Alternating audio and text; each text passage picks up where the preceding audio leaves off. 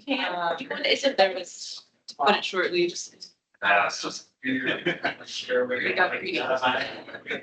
Yeah, they thought that the service demand never end. So they just kept. Probably every. That's why there's people say these. But. Can I call this meeting to order? Doing something else. So I'm going to be chairing the meeting today. And I'd like to go through roll call first. Commissioner Norton. Here. Commissioner Fox. Here. Commissioner Joyce. Here. Commissioner Whalen. Here. Commissioner White. Here. And Council Representative David Spence. Here. I'd like to read the land acknowledgement. The Flagstaff Open Space Commission humbly acknowledges the ancestral homelands of this area's indigenous nations and original stewards. These lands, still inhabited by native descendants, border mountains sacred to indigenous peoples. We honor them, their legacies, their traditions, and their continued contributions. We celebrate their past, present, and future generations who will forever know this place as home. I'd like to ask for a motion for the approval of the minutes from December 9th, 2024. So moved. Second. Second.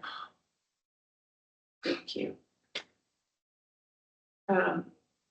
So I'm just going to read about the public comment. We need a vote. Oh, I do need a vote, excuse me. Can I hear ayes? My motion. Aye. Any nays? Okay, so we've approved the minutes of December 9th, 2024. At this time, any member of the public may address the commission on any subject that is not scheduled before the commissioner on this day. The Arizona open meeting law prohibits the commission from discussing or taking action on any item which is not listed on the prepared agenda. Commission members may, however, respond to criticism made by those addressing the commission, ask staff to review a matter, or ask that a matter be placed on a future agenda. To address the commission on an item that is on the agenda, please wait for the chair to call for public comment at the time the item is heard. Do we have anyone from the public who would like to make a public comment?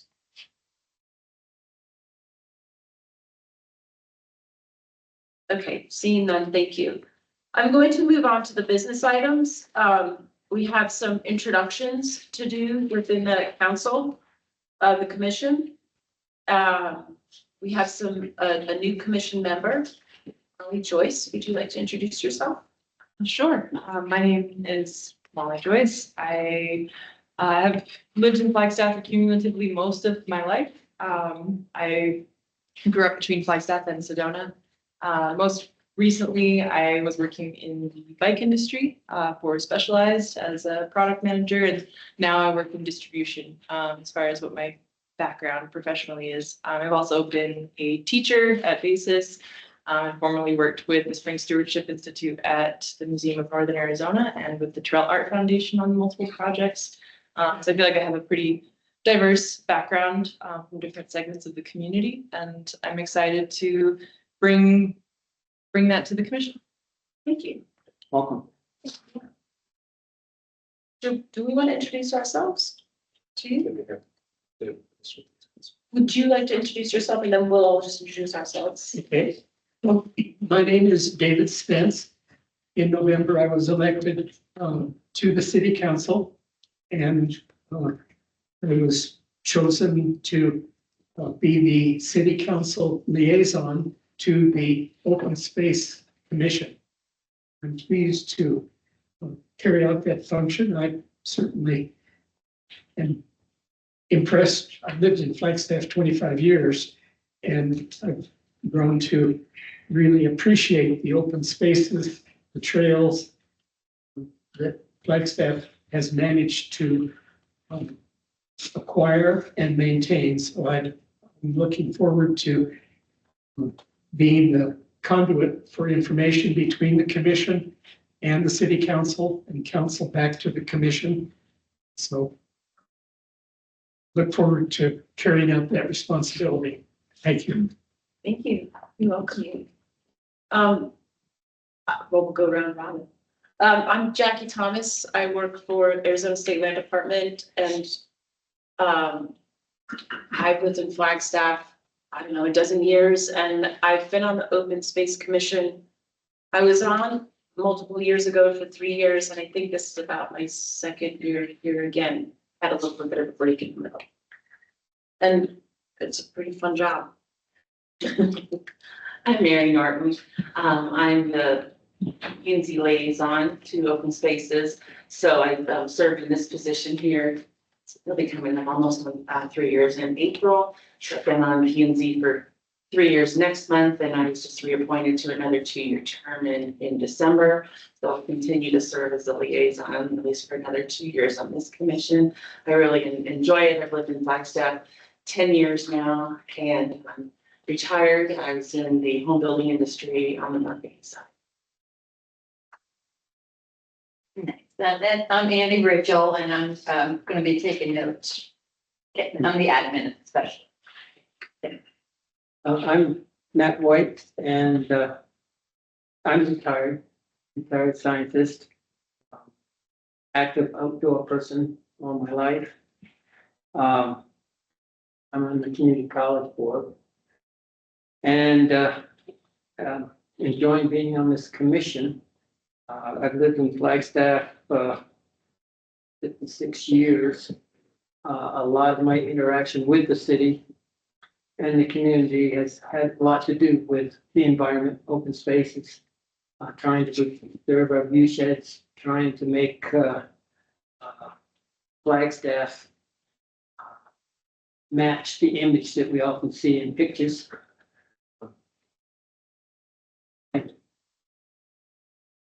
I'm Bruce Fox. Compared to that, I'm a newbie here in Flagstaff. My wife and I moved here in 1985, so. Only 40 years.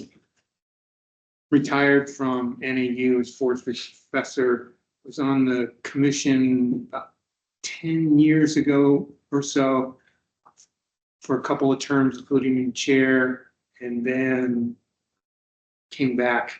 I think this is my second year. Latest round of being on the commission, and it's great. It is fun and enjoyable. Well, my name is Lena Wallen. I live in Flagstaff for about 30 years and maybe two. So I have been in the commission and board for the city, in Diversity Commission and Board of Adjustment. And if you think it back in early 90s, that's Clean and Green. So if you remember that. So, and I'm in Open Space Commission for 3 years, I guess. My term will be expired first. So, Bethany. So welcome. Glad to have both of you here. Chair, might I introduce myself? Robert didn't go. Robert, would you like to? Yeah, I'm Robert Wallace, open space supervisor for City of Flagstaff. And I am Rebecca Sayers. I work with Robert on the Parks Recreation, Open Space and Events Division Director.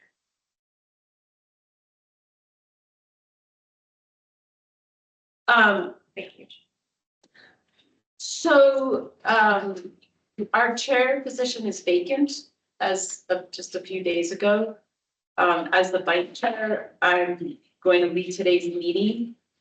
We do have, when we redid our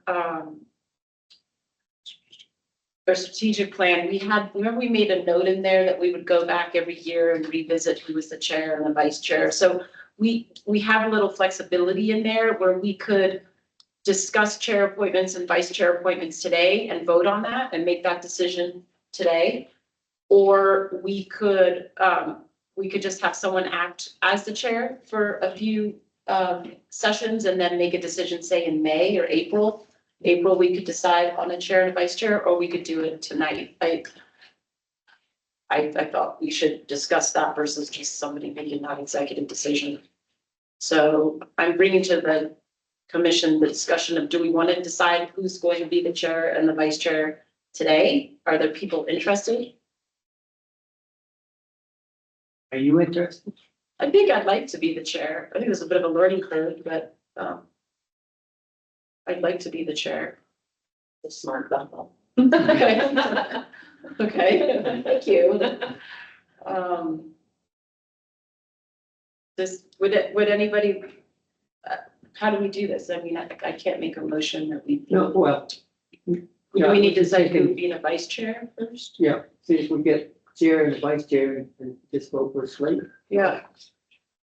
You like to be vice chair? Chair, Vice Chair. Sure. Then I would nominate Jackie as chair and Mr. Fox, Dr. Fox as vice chair. Second that. Can I have a vote? I have a quick question, Yes. just for documentation and for everyone to know the differences between vice chair and chair. What are their roles and responsibilities? So The chair usually chairs the meeting. The responsibilities are coming prepared the meeting to kind of run the different discussion topics. I typically do meet with the chair and the vice chair to kind of go over the agenda in advance, in case they have any questions come up. But otherwise, that's pretty much it. If we go to city council to like provide an update, the chair can do the presentation, just council. Anything else on the frequent meetings? well, the vice chair is the chair on the chairs in here. Yep. That's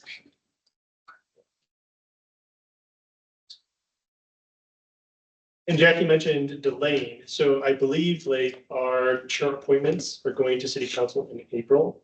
So that'll be Mr. Bruce Allen's position. He did step down. He had some other things that had to come up.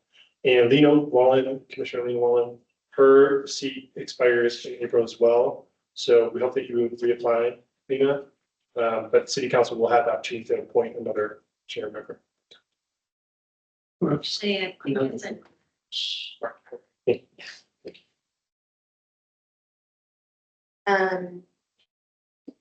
I will just add a little bit of context. We also have a Parks and Recreation Commission within this division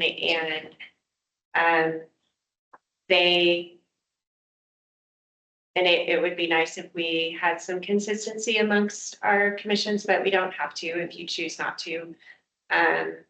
They typically vote on the chair and they call it co-chair. I'm not sure if your other documents refer to vice chair. We don't need to discuss that today, but they vote on theirs in January as well. And it's just an easy time, frankly, for staff to remember. Like in January, we need to put this on the agenda as standard practice.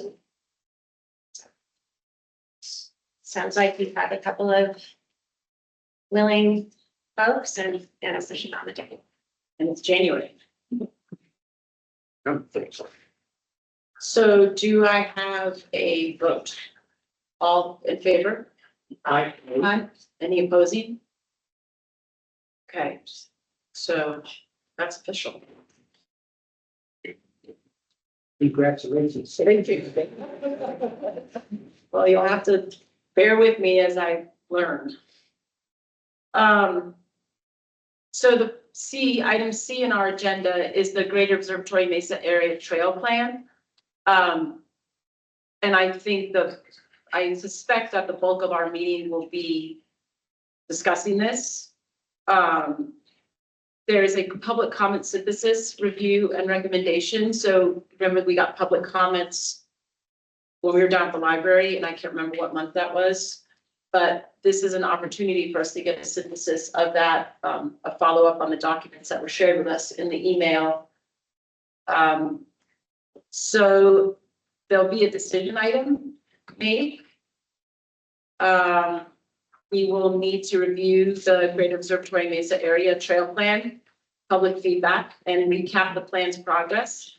And following this update, staff will work with the commission to refine potential recommendations from the commission to the open space section regarding consideration for the final GOMA trail plan. So there were recommendations made from the public comments, and those are going to be shared with us now. Thanks, Commissioner Thomas.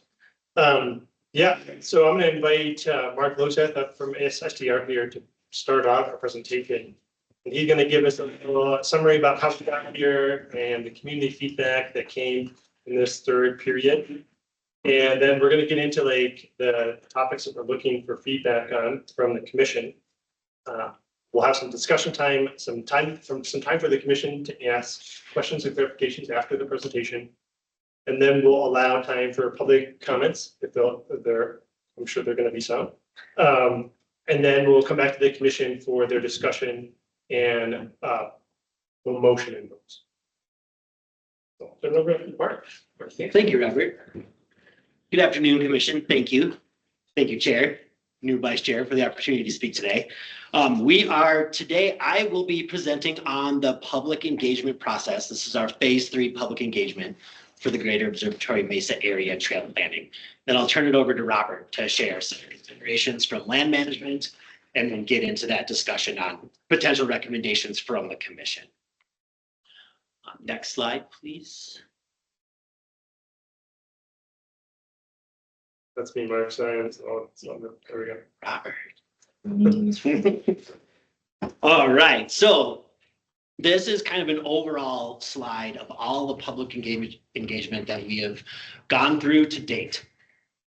So you can kind of see how it has moved through time, and then notice on the right, the third and final public engagement.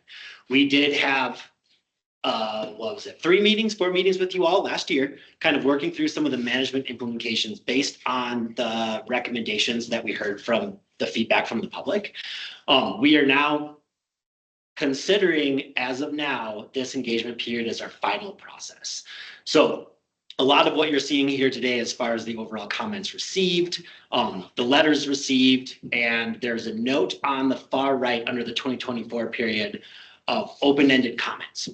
So we did kind of ask really generally to the public what they thought. I mean, this was kind of our gauging of how we did as far as the plan and the iterations of the plan that has been shown to the public. Next slide, please.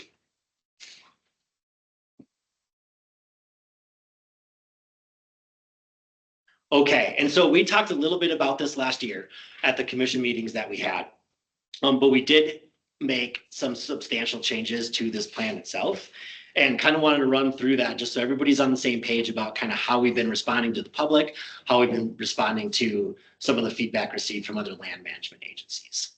So it's really broken down as far as we're concerned into 3 different themes as far as how we've altered and amended this draft plan over time.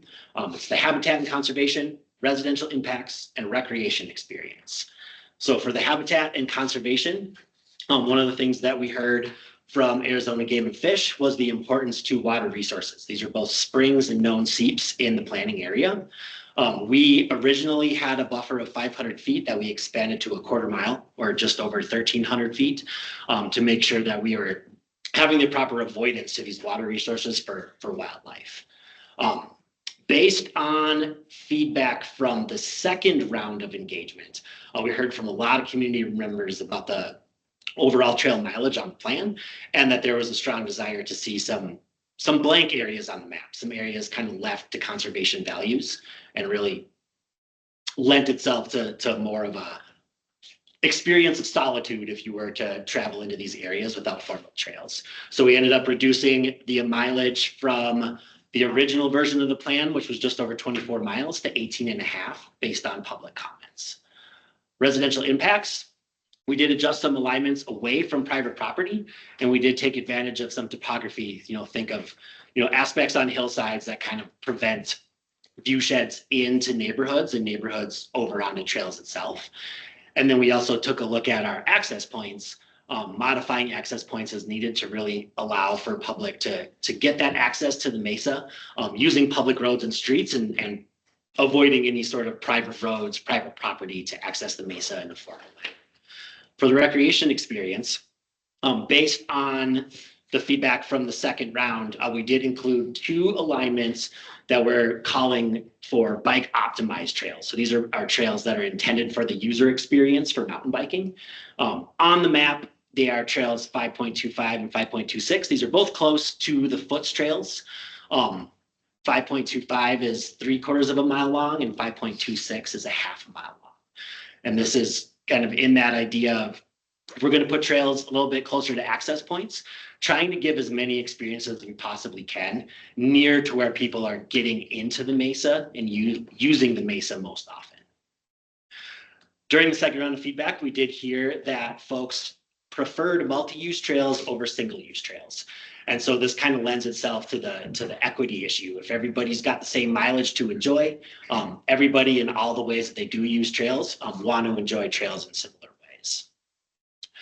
I'll get into this a little bit more. This was one of the goals of the plan that we asked for general feedback on, but included quite a bit more information on wayfinding and educational signage. We didn't have a lot in the early version of the plan and have beefed it up quite a bit. Short of a full-on signage plan for the area, but we did make improvements related to that. Also, during the second round of commenting, we heard that road beds were considered by a fair few folks in the community as desirable recreational experiences. So these roads are not frequently or shouldn't be traveled by motorized vehicles. And so it really provides a different opportunity than a narrow single track does. We had really been looking at trails, the existing trails on the mesa, the user created ones, whether we should integrate those or propose those for decommissioning. We were looking at new trail alignments as what this trail plan was back in the early days of it. But since we heard from the community that, they really appreciate the ability to walk on these roads without seeing motorized vehicles, we did start considering these roads as recreational opportunities, just like trails. And adaptive trails. So right now there's about 8 miles of adaptive trails. As a reminder, these are for adaptive cycles for folks with mobility limitations. There are a little bit different trail specifications for adaptive trails themselves. These are considered mobility devices. These are not considered vehicles. And so we incorporated 8 miles of the current proposed draft trail system to be adaptive, which is right now the easy way to describe it is it's a little bit wider. It's a 40-inch wide trail as opposed to proposing a more standard single track width of 24 to 30 inches wide. And we did identify one additional access point on the south side of the mesa with the help of the multimodal planning department in the city of Flagstaff. Next slide, please. Okay, so here we are. You all, well, most of you remember the March through June and how often I was coming and hanging out with you all. We had the August 26th through October 18th community survey. So this was effectively the start and end dates to our comment period for this round 3 community engagement. A little bit longer than the first 2 periods, but what we were really hoping for was as many comments as we could possibly get in the range of comments that folks wanted to provide to really help paint that picture on, first of all, how we were doing and kind of like where additional improvements or amendments could be made to the plan. September 19th was the public meeting. Can't remember, that was not burned into your brain. I Chair. remember the experience. We received a lot of comments from that meeting as well. So we felt pretty good. We had a lot of ways to advertise the engagement period. We were doing a lot of mailers to neighborhoods right next to the mesa. There was PSAs, there was radio announcements that I heard frequently on the local radio stations, and we tried to get the word out as best as we could using the channels that the city of Flagstaff has available to them for this engagement. And it feels like the engagement amounts kind of reflected the level of effort that was put into advertising for making these comments during this round 3. Next, please. Okay, so here is the totals. We can kind of have that little comparison of how this look between one. But that 302 open-ended comments, I think, was a really valuable tool for us to really just listen to what people thought. This is that mentality that we kind of put forward for this is how did we do? And the community responded in pretty full effect as far as what they liked and what they didn't like to the plan itself. Next slide, please. Okay, so now I'm going to walk through each of the questions that we asked the community, and these are related to the goals of the plan itself. This is that idea of, are we doing what's right per the legal documentation that we have, per the spirit of the conservation easement, the open space department, the U.S. Forest Service, and the community as well. One little caveat to all this, as I'm getting into this, I will be providing a little bit of my perspective of kind of how we're seeing the comments. But just to know that everybody interprets these numbers differently. What I may think is as a positive may not be seen as positive to others. So goal number 1, design a trail plan for the Goma area based on community feedback and input, guiding policy, and best practices of sustainable trail design. For the most part, pretty large block of orange there. Orange is that does not achieve levels. 39.9% of the commenters did not agree that we achieved goal number 1. A lot of the folks that described it based on the comments related to this goal, a substantial number came from the mountain biking community, but there were quite a few folks as well that really were looking for more of a preservation mentality with the Mesa and the idea that this is a space more for conservation as opposed to recreational opportunities. Next slide, please. Goal number 2, reduce the impacts of motorized use in the Goma area and work towards a non-motorized trail system.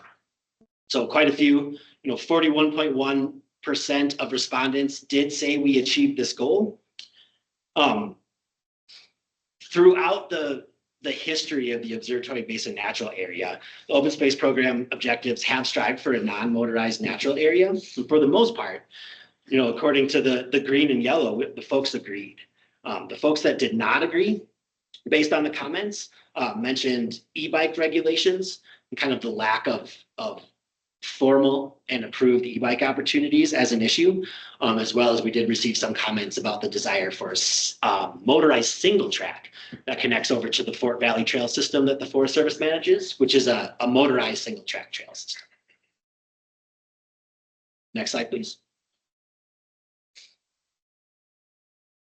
Goal number 3 is address unsustainable and unauthorized trails to improve environmental conditions in the Goma area. There were a lot of folks that had a lot of support for closing unsustainable trails and see that closure and that restoration that we are proposing as an overall positive.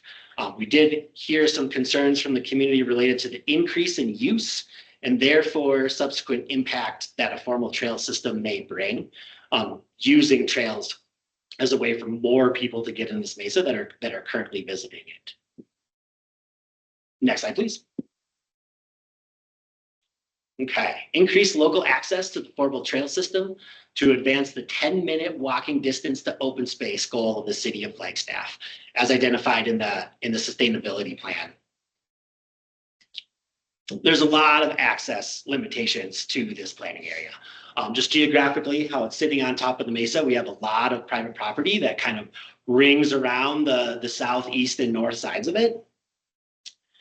So we incorporated what we could, and knowing that there might be improvements to be made into the future, we did proceed with the mentality that the access that we did propose did not have the potential to be taken away over time.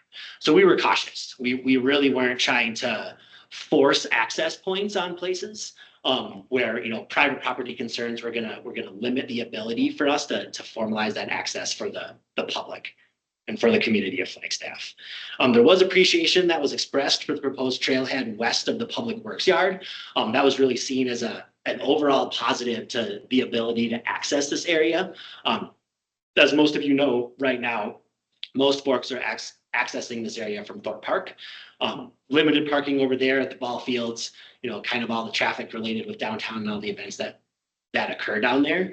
And so this was seen as kind of a quiet and convenient way for people to get into the mesa without having to, park somewhere that wasn't necessarily specifically designated for trailhead parking.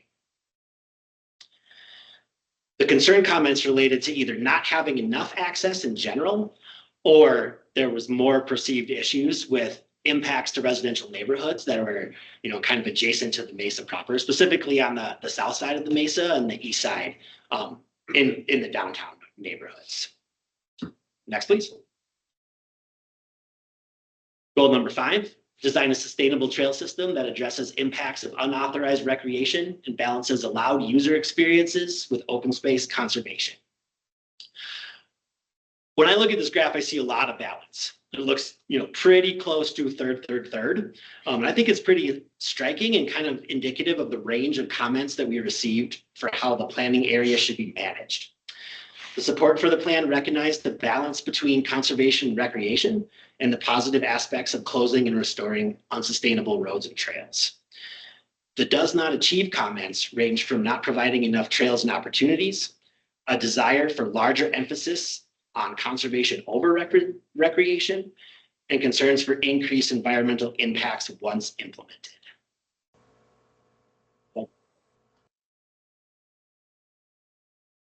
So this is really where, asking for public feedback becomes really important to us. Goal number 6 is provide a variety of experiences to accommodate the desires of the community. My mentality on this is that the perceptions of a trail experience are often subjective. What is desirable to some is the opposite to others. The does not agree percentage is a theme that we see running throughout the comments that is often related to the lack of opportunities for mountain biking and also managed winter use trails. Comments were also made regarding the past drafts of the plan and having more trails and more opportunities than this current version. Remember that 25% reduction? That was really noticed by the community, especially from trail advocates. We heard it from mountain bikers, we heard it from trail runners, folks that utilize this area expressed dismay that we reduced the number by that degree and kind of that perceived reduction in access to the space. Supportive comments expressed the positives of a multi-use trail system for increased access for all. And this has been the difficult balance, honestly, throughout this entire plan. We've been trying to find balance between, that idea of required conservation values being expressed and being seen on the landscape. And we know that some folks just do not agree with the attempts that we made seeking that desire between conservation and recreation. Next slide, please. Okay, goal number 7. Improve wayfinding and signage improve safety in wayfinding, with increased signage and information for the formal trail system. And I mentioned this earlier, but the first draft of the plan had very little detail about signage. We heard from the community loud and clear. There were a lot of questions and there were a lot of comments related to how we were going to educate the public in regards to stewardship, but also wayfinding as well. How far it is to the next junction, how far it is back to the trailhead where you parked. We know more is required. We have more detail in the plan now, but it does fall short of an official sign plan for the area. It does appear that the community is more comfortable with the information that's provided in the current draft of the plan, but they did caution us against installing signs that are intrusive or detrimental to the user experience on the mesa. Next slide, please. Okay, so this is, apologies for this. There's a lot of bars and a lot of colors here. But how well does the trail plan meet your desired recreation experience? Again, this is a pretty open-ended question. And we were just looking for anything people had to say. And this process really has been devoted to trying to understand the public's interest and concerns. And at least for us to at least try to find a balance in all the comments that we received. Throughout the process, we have weighed competing desires and have tried to incorporate what we could to address concerns for both the environment and the users. We believe all this feedback from the community is important and gives us a sense of what they value when it comes to experiencing the mesa. Based on the responses, we can see that a few of the trail use types see the plan as a decent balance of those human and environmental factors identified by the guiding documents. But when you look at those top 3 bars, this is adaptive biking, and downhill mountain biking. That favorability drops by quite a bit. Those are the smallest green bars that we have up there. This image does tell me that despite our efforts to identify a quality multi-use trail system, the mountain bike community does not agree that the balance has been found in this current draft of the plan. Next slide, please. And along those lines, kind of related to some of the negative comments or displeasure that's been expressed to us by the mountain biking community. During that third public engagement process, the Flagstaff Biking Organization did approach Robert and myself with some alternative ideas. And so this is really looking at getting at that, improving the experience, improving opportunities on the Mesa itself, not only for mountain bikers, but for everyone. So this is some trail concepts that were provided to us, and we just wanted to show this map again to the commission, kind of provide some more context to the type of information that we received and some of the conversations that we had during that public engagement process. Next slide, please. Okay. Throughout the 3 engagement rounds, we have consistently heard common themes about the proposed trail system and the importance of the landscape in this planning area. Some of these themes include a strong desire for adopting hot pockets. This is trail 3.36 that we've talked about in the past. It's also on your maps just east of the Foots Tunnel Springs alignment on the south side of the Mesa. We've also heard a strong desire to include more bike intended trails. We heard a desire for more loops, connections, and variety that are important for a well-rounded trail system. And really along those same lines, a strong desire for limiting environmental impact through the development of formal trails and managed trails in the area. We did hear ongoing concern that trails and informal roads would lead to environmental and wildlife impacts, no matter what we did up on the Mesa as if development proceeds using this plan. We also heard some updated thoughts during this third round. We did hear that people do feel that there was a better balance of this plan. We would consider that some, right? This is not 80% of the folks that responded that said that, but we did hear that recognition and personally appreciated it. Single track trails were more desired than road beds by a lot of the folks that made comments in this third round. This is a difference between that second round where we heard fairly forcefully that roads should be considered outdoor recreation experiences as well.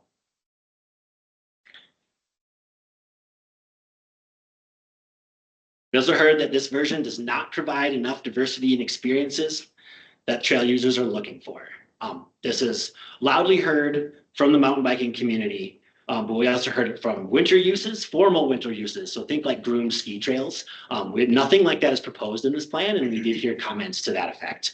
We also heard that hiking connections could be improved. This would require additional trails being proposed in the network, but we did hear from some that, it looks like there's some short opportunities, it looks like there's long opportunities.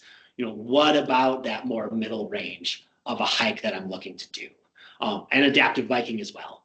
We heard that, 8 miles is a good start, but could definitely be better and could definitely be improved as time goes on. We also heard that the maintenance of existing roads and trails is a high priority for most folks that made comments. That was for you, Vice Chair. So we feel that through the 3 rounds of engagement, the concerns expressed come down to a fundamental difference of how people see the Mesa. Those that want no change to the planning area, and those that see opportunity for formal trails on the landscape for outdoor recreation as an overall positive to the community. We were happy to see a lot of good enough type of perspectives in the goals review, but many of the does not achieve submissions related to user experiences came from both of these perspectives. So if you think that it's a quiet place of refuge for people and the wildlife, it's going to be hard to stomach looking at a concept map that shows 18 miles of new trails. If you're an avid trail user, high quality place for outdoor recreation is something that is really important to you and your community here in Flagstaff.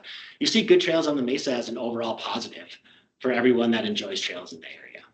So this is something that we've just been struggling with the entire time, and just forever since the beginning, seeking that balance through these feedback processes.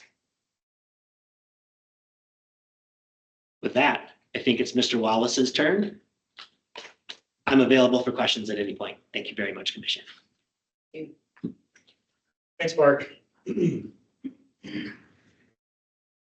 I really appreciate all the work the SDR has done to get us to this point, and also the continued commitment of the commission and the public to kind of see us through this process.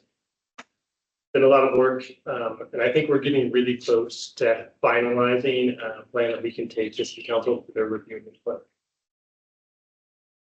I don't need to remind you, it's been a lot of work, Mark mentioned some of that work involving public meetings, our meetings with land managers, our public comment and the synthesis of those comments you can do online, plan adjustments, and a lot more. And I feel confident that we actually have a pretty good plan for the most part. We found a good middle ground on a lot of important topics, such as archaeological buffers, neighborhood buffers, minimizing impacts to watersheds and drainage areas, buffers around springs, fire management considerations have been an important part of it as well. Multiple use considerations, density considerations, just to mention a few of the things we've really labored over to get to this point. That's why I'm really excited tonight that we can narrow our focus to a few important points related to bike optimized alignments. In the latest public review, Mark did a great job kind of summarizing. We did hear that the bike community is interested in seeing more options that provide the flow type of experience that mountain bikers are really seeking. The current plan draft offers 2 bike optimized alignments, the 5.25 and the 5.26. The 5.25 is 1.25 miles and 5.26 is a half mile. The total mileage of the bike optimized alignments is the 1.7 mile. The main point that really stands out from the community input is the desire for additional mileage for these bike optimized alignments. So given the recent feedback, I'm going to ask the commission to review and consider 2 topics around this. Alignment 3.36, that's the hot pockets alignment, and the consideration of additional bike optimized alignments in section 13. So to start, we're going to share some new information and give you some insight into our management perspective. After this overview, we'll move to commission questions and clarifications, and then we'll move on to public comments. And that will lead into our commission's discussion tonight, and then after which we'll be hoping that we'll have a motion and a vote on these different topics. Again, those topics being the hot pockets alignment, the bike optimized trail considerations for section 13, and then followed by a final recommendation for city council's consideration. So I'd like to start just by sharing some new information. We met with representatives of our land management partners, including Arizona Game and Fish, Arizona State Parks and Trails, Global Conservation Easement, and the Coconino National Forest. We did meet with Game and Fish personnel, and specifically, we visited the Hot Pockets alignment and walked that. And after review, the department doesn't believe that the grade plan, the trail plan, including the adoption of Hot Pockets Trail, have any significant impact on wildlife or the habitat of reserves, basically. They did further comment on that the managed trail system of proper density is preferred over unmanaged, denser, unauthorized trail system. We also did meet with representatives from Arizona State Parks. They are the holders of the deed of conservation for the city's property. We specifically did discuss Hot Pockets alignment. They indicated no concern for that trail's location, nor did they think that it violated the city's agreement with the state. And then we also met with the Forest Service, and since we're looking for direction on Forest Service managed property, they are here tonight, Patrick McGurvey and Matt McGrath, to share their input and help address questions. So I'd like to invite them up for this next portion of the presentation so they can address that. Thanks, Robert. Good afternoon, folks. My name is Matt McGrath. I'm the District Ranger for Flagstaff Ranger District here on the Coconino National Forest.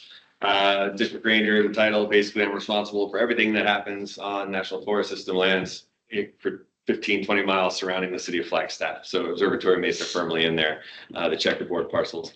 I want to talk just a little bit about our process going forward for the Forest Service.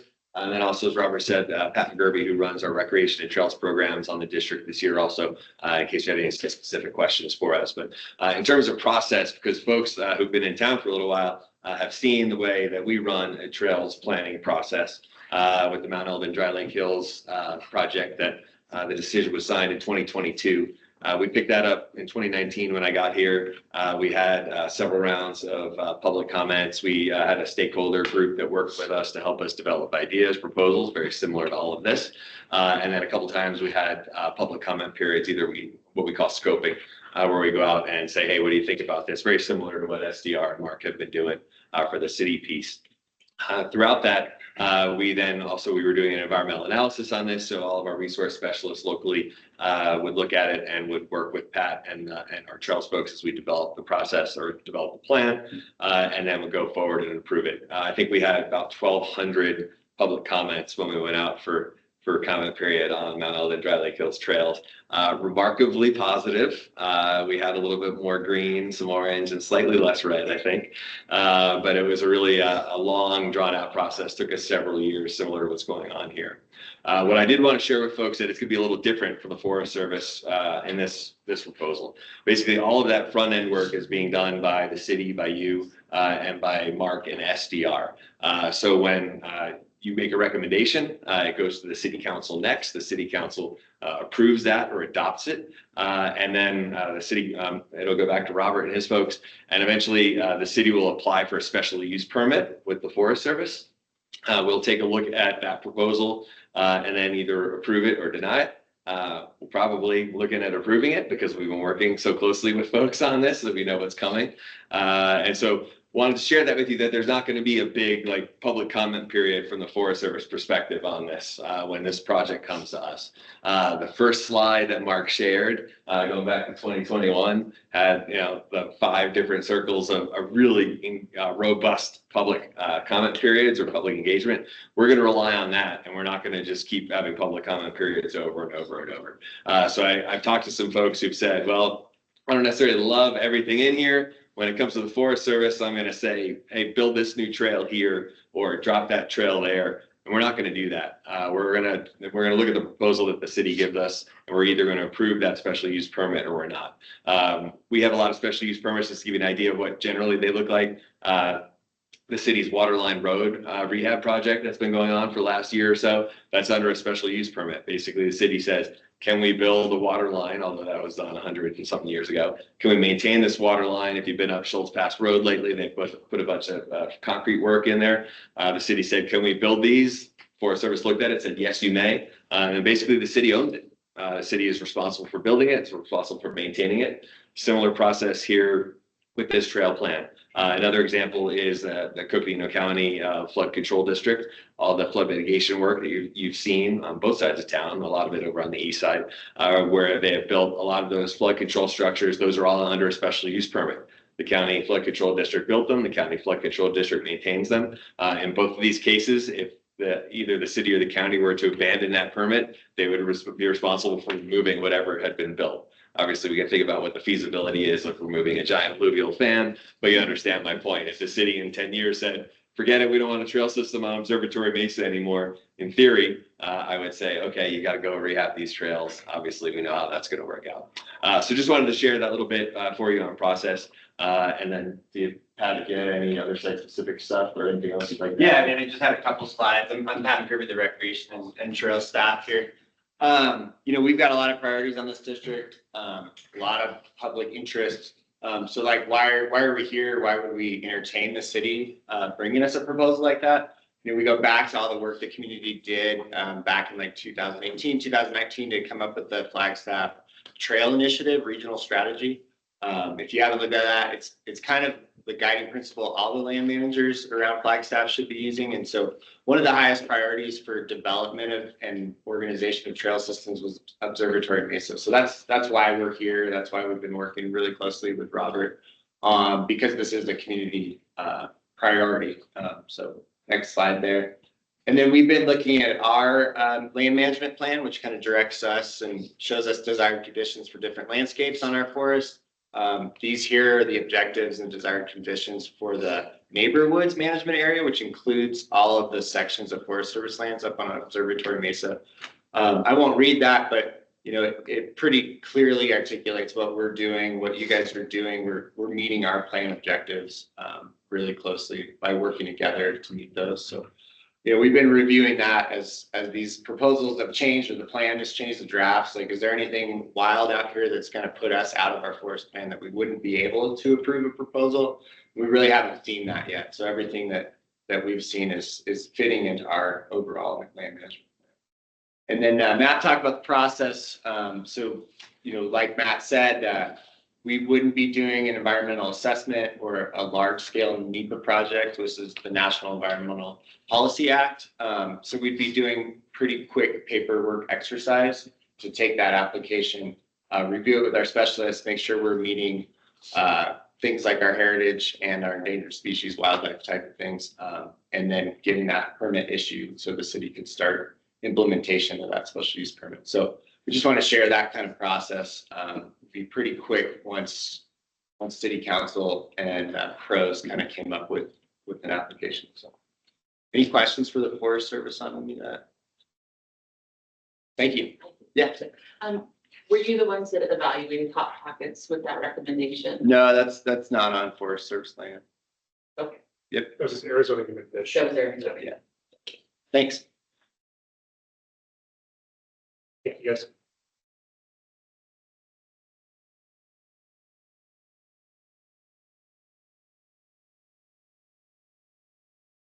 Okay, so the first slide I have, and we're gonna kind of get into more of that discussion, is on Hot Pockets, the 3.36 alignment.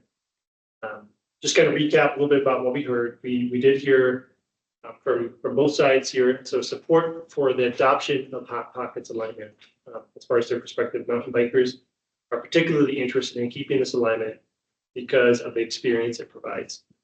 The use is a flow type trail that permits a faster descent while providing some terrain challenges that mountain bikers are looking for as well. And this specific perspective would prefer the formal adoption of this trail. We do have some support also for the restoration of Hot Pockets alignment. Biking, we heard in some of the surveys should be limited in the overall trail plan, particularly in areas that are possibly more sensitive, such as waterways that where the needed elevation change for flow type descents exists. Appropriate use is felt by folks that support restoration that the observed road basic natural areas may be not the best place for downhill intentional type features created for biking, and that we shouldn't consider the adoption of user-built trail. As I mentioned, new information, we met with Arizona Game and Fish Department, and at this time, they don't have any concerns with the trail plan or specifically the Hot Pockets alignment. It's their mission to conserve and protect Arizona's diverse fish and wildlife resources and manage safe, compatible outdoor recreation opportunities. So having their input is really essential. We also met with Arizona State Parks. They have no concerns about the Hot Pockets alignment either. And they did comment that adopting this trail would count towards the 20 acres that can be developed as specified in the deed of conservation. Hot Pockets increased the total number of developed acreage by a 1/10 of an acre. So current density is 11.44 miles per square mile. And that would increase if the Hot Pockets was adopted to 11.86 miles per square mile. And then the city's guiding documents does permit bicycle use and bike optimized trail alignments are not prohibited. That density number, was that based on the entire open space conservation area or just that quadrant that has Hot Pockets in it? That's a quadrant. That quadrant. Excuse me, what was the last statement you made? Bike optimized trail alignments aren't prohibited in our management. Bike optimized trails. By bike optimized, I mean like trails that have features that bikers are looking for, like bank turns, small jumps, tabletops, things like that. I understand that part, but what was the last part? You said are not permitted or They're not prohibited. they're not prohibited? That's, I didn't hear. And that was from parks. We have a legally designated open space management plan for the properties. And it doesn't have any information that specifies like what type of trails we're allowing for the type of multiple use that we do permit. Multiple uses being like hiking, biking, walking, running. After farm bike. I was just trying to get at what the parks were saying. Were they looking at the deed restrictions and saying, okay, this fits it? Or were they coming and visiting it and it looks like, from their opinion, it's okay? Or how did they come to their conclusion? We met with Arizona State Parks and discussed the plan. They have visited Observatory Mesa in the past, but they have not visited it in relationship to this specific plan. On site. And so how did they address what I see in my mind is a conflict between what the conservation and the deed says and specialized recreational development for a certain kind of use in particular areas that they specifically say should be conserved. That is the crevices. At this point, during their review, and their review is preliminary at this point, because it will have to go through a formal process to get approved by their board before any type of implementation can be done. But their review of the deed of conservation was that mountain biking is permitted use. Well, that's fine. Yep, and that this type of trail is not prohibited. So it would count towards the development of the conservation area, which is limited by the deed of conservation. But from their preliminary view, we can have a bike optimized trail. So to me, that's critical. If they say this is okay, then any one of the crevices are okay. And not limited at all. The bike optimized routes. Anyway, And I mean, we've been in discussion with them throughout the planning process. We also have a 5.25 and 5.26 that are bike optimized. And they don't have any concerns about those either at this point. and see, my hang up is I've been involved with this too long. It's just been a long process. I remember the initial concepts. I remember the application. I remember all the senses behind it. I remember how it was provided to the voters to vote for it. I remember the vote. I remember that before the vote, how the only way we could get this grant was by agreeing that this was a conserved conservation area. All of that goes in my mind, and then I hear Park saying, not a problem. Well, I don't think And I you, will go with whatever they say. But I have to say to myself, it's not being true to the initial and the vote on this particular area. It's not supposed to be closed, it's supposed to be open, but as a conservation area, not necessarily as a recreation area. And that's the difference between what's on the mesa and the Forest Service. One of their mandates is recreation. That's not a mandate on this. And when the trail initiative folks were studying it in 19, I was on that committee and I kept saying, you can't look at Observatory Mesa as Forest Service land. But I wasn't able to make inroads on that. And now we're at the point where it seems to me, and I'm not gonna die on this point. I mean, I am gonna die pretty soon, so it's not gonna affect me. I'm just thinking about being true to this whole system. no, I really do appreciate your point of view, Matt. And, you know, I think it's a good one. We can discuss it more. I have a few more slides to get, but just kind of in summary, like the deed of conservation does say that we can develop up to 20 acres to support recreation. And so it does define like that as like trails, Recreation. signage. It might not use the term recreation, but it does reference like recreational type uses. And like infrastructure that supports recreation, trails, signage, things like that. In fact, like it would support something like parking, like we're proposing in section 12. And restrooms and things like that. So I don't think we're off the mark in the plan with what we're proposing. And the deed of conservation definitely leans towards conservation, as 20 acres is the limit of like development you can have in the area. But I do think like the plan is balancing conservation with development of the area for trails and things like that. Especially with the what we're doing for restoration. The plan also calls for restoration. I'm 95% there. I mean.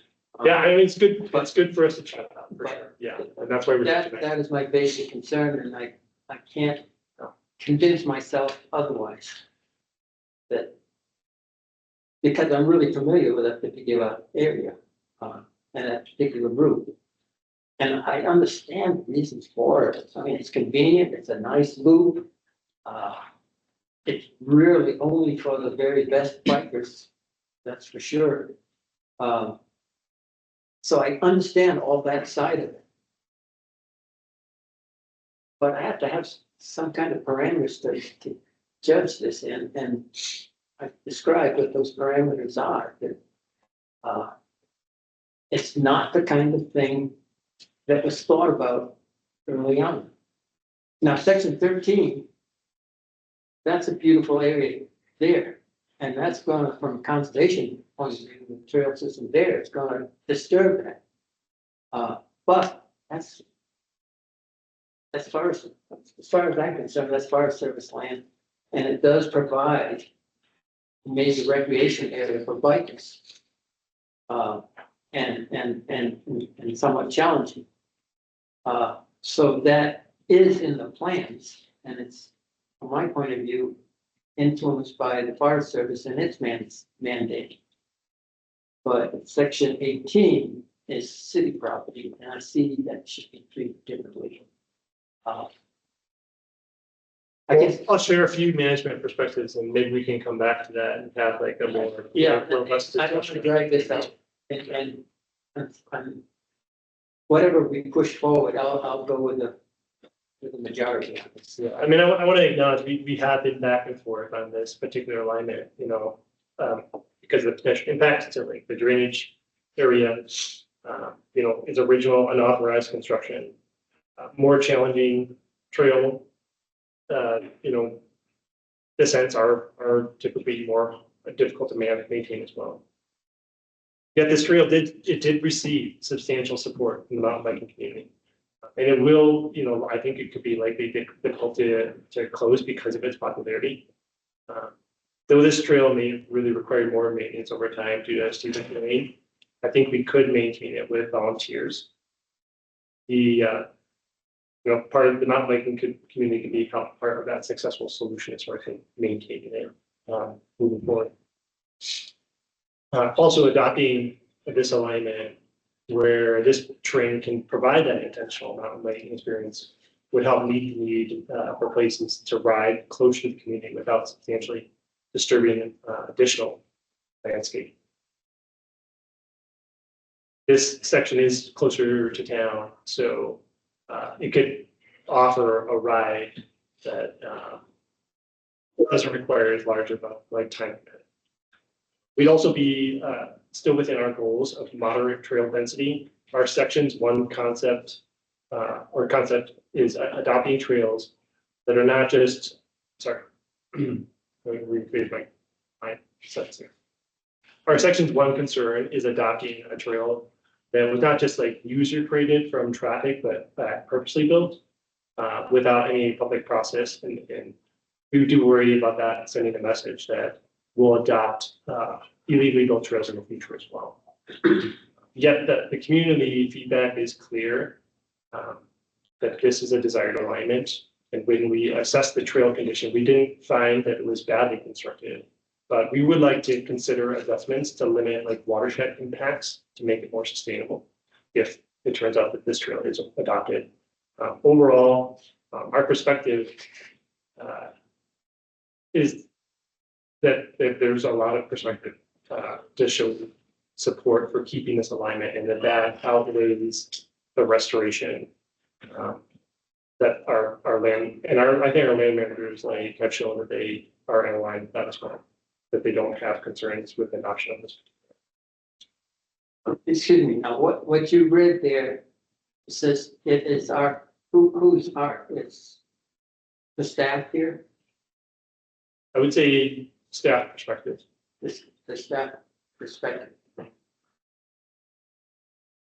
So the options that we're gonna consider tonight is to keep the plan unchanged with the current restoration designation for the Hot Pockets alignment, or to revise the plan to adopt the Hot Pockets. So we'll get to that a little bit.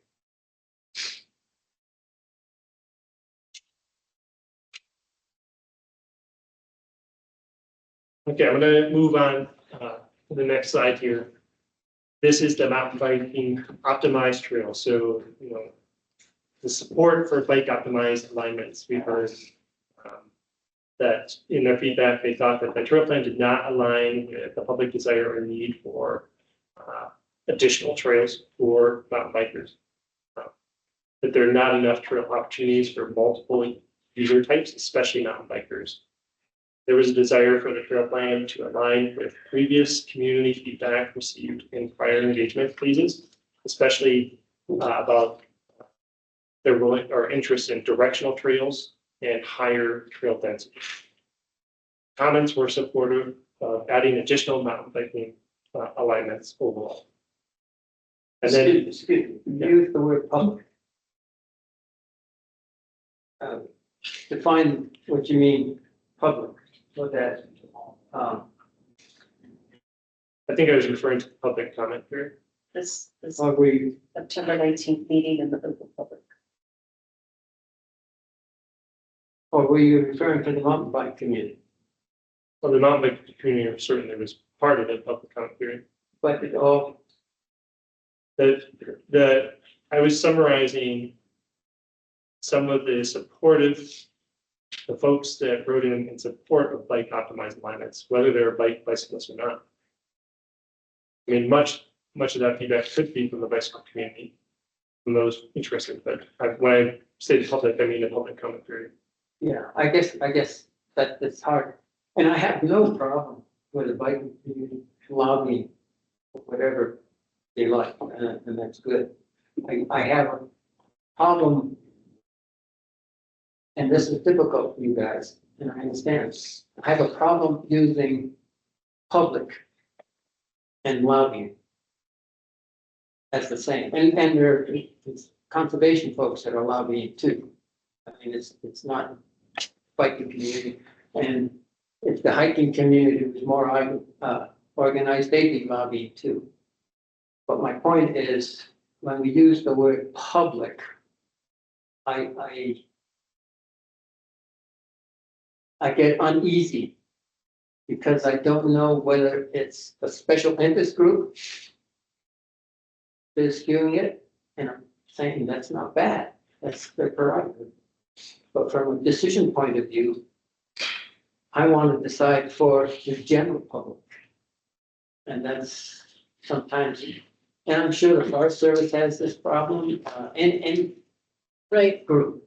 And I think that kind of goes back to that one slide 13 where Mark had all the reds, the yellows and the greens. Yep. And the top three were the reds, and that they were, it was the three types of biking groups. Yep. And those responses also included everybody. So it's really difficult to say that, well, people that are responding to the biking issues are only bikers. I mean, there's definitely hikers and runners and other user groups that are responding to all of those. Yeah. I don't know how many questions, maybe there's 8 or 9 categories on there. All right, there was 7 goals. Yeah. And it's the whole public that's responding. So I think I know that you feel like maybe this is skewed, maybe these ideas are skewed by one user group. Yeah. But I agree that's a challenge, but I think we also have to look at the responses to those 7 goals as being everybody's responding to the 7 Yeah, goals. and you made that, those 3 points made my point. The green. If you add together the,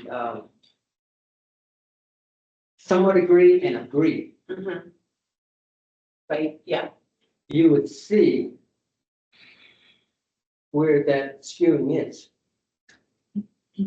well, let's let Robert finish Yeah, his Go his presentation, and we can look back at that side and I'm we see. beating this to death, sorry, but. No, you're fine. No, Uh, it's good.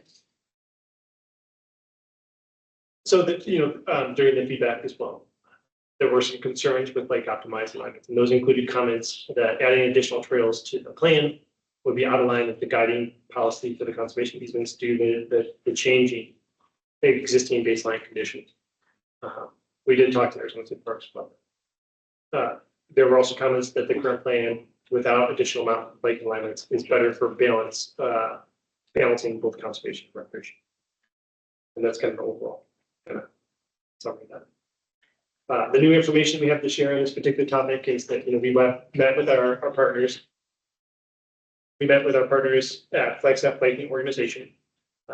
They were one of the folks that did provide input during the open public comment period. And they provided some feedback on additional mountain biking alignments being important to the community's needs as well. We did meet with Arizona State Parks. Additional alignments in section 13 are not in conflict with the deed of conservation easement. The state defers to the Forest Service since they're the property managers concerning it. And as we heard earlier, the Forest Service shared that they don't have any concerns at this point in the review process for additional mountain biking alignments considered in this location. I put a few notes together that is trying to give our City of Flagstaff management perspective. We have 2 existing mountain biking alignments in the proposal, 5.25. That's kind of down here in the lower part of section 18. And that creates a loop along with 5.2 along the south slope of the mesa, and is about 1.25 miles in length. And the 5.26 creates a short with 3.10 and foots Mars Hill at a half. So that's a 1.7 total miles for bike optimized trails in the plan, with a total mileage of roads and trails, being substantially more than that. Based on community feedback, we mapped the 2 alignments.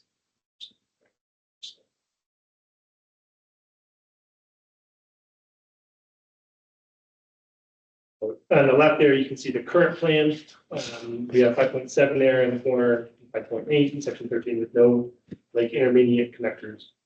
And then on the right there, you can see a proposed connection between the 5.7 and 5.8 in section 13.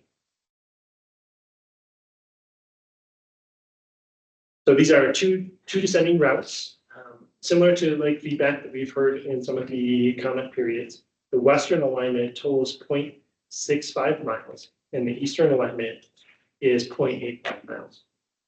Instead of adding a route that would parallel the existing trail 5.7, this concept that we're providing here is updated to show that 5.7 now loses elevation a bit more quickly, thus potentially extending the flow type of experience without adding an additional alignment. We do believe that this helps alleviate the concerns regarding duality that we heard in phase 2 of our public outreach, and that these 2 trails could help meet the need also of those bike optimized needs. The 2 trails combined mileage is an additional 1.5 miles.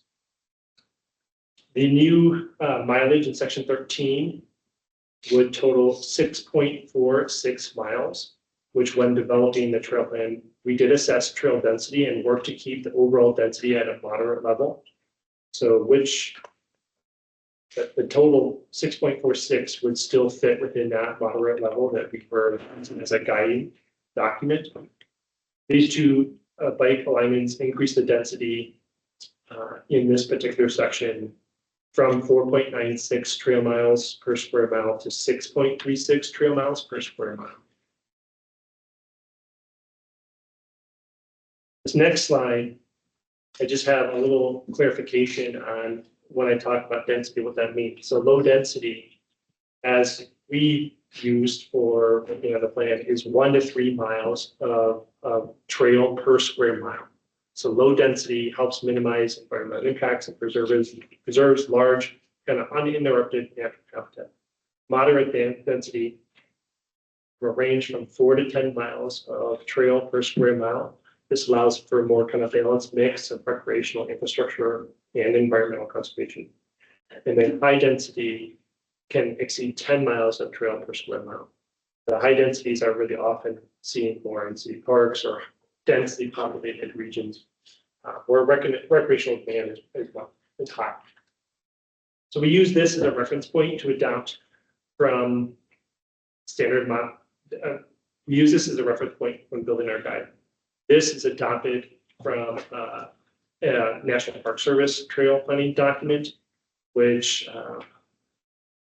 we thought was appropriate because the area does have a need of conservation, but there are many ways to calculate density. And so this is how we chose to consider this during the planning process.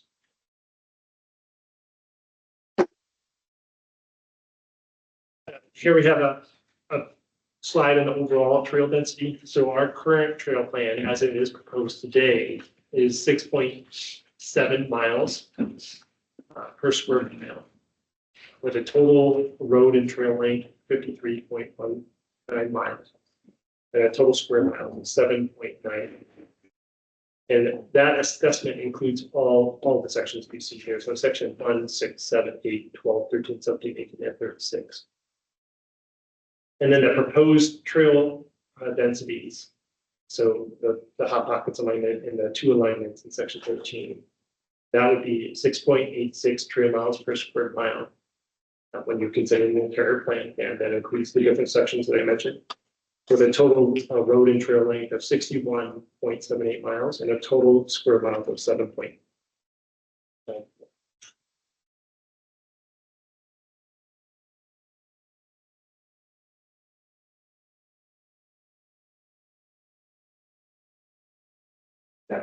Excuse my ignorance, you mentioned section 36.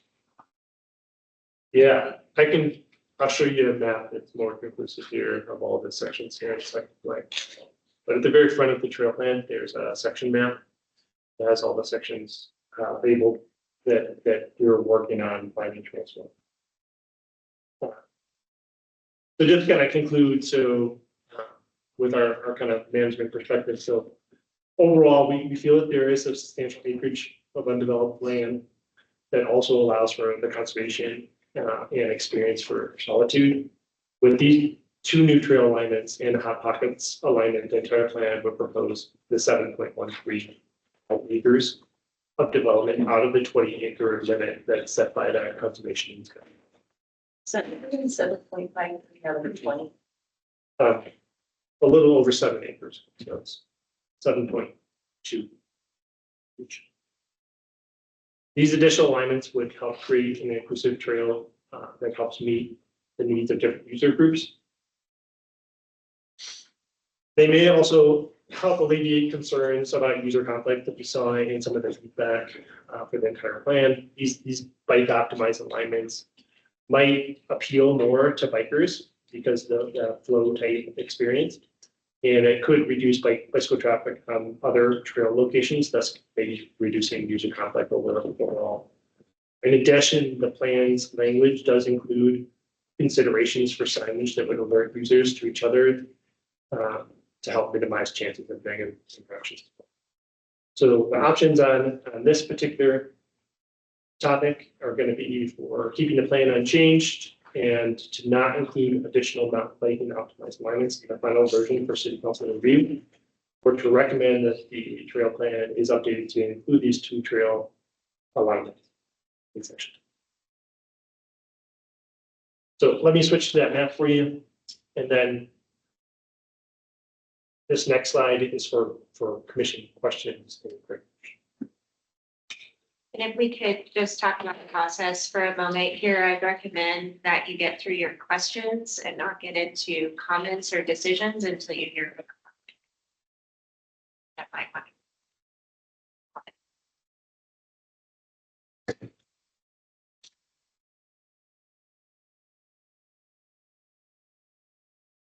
There's a yellow, the city's property there. And section 36 is this one here, which comes up and connects over an ag crossing across 180 to Forest Service. Property.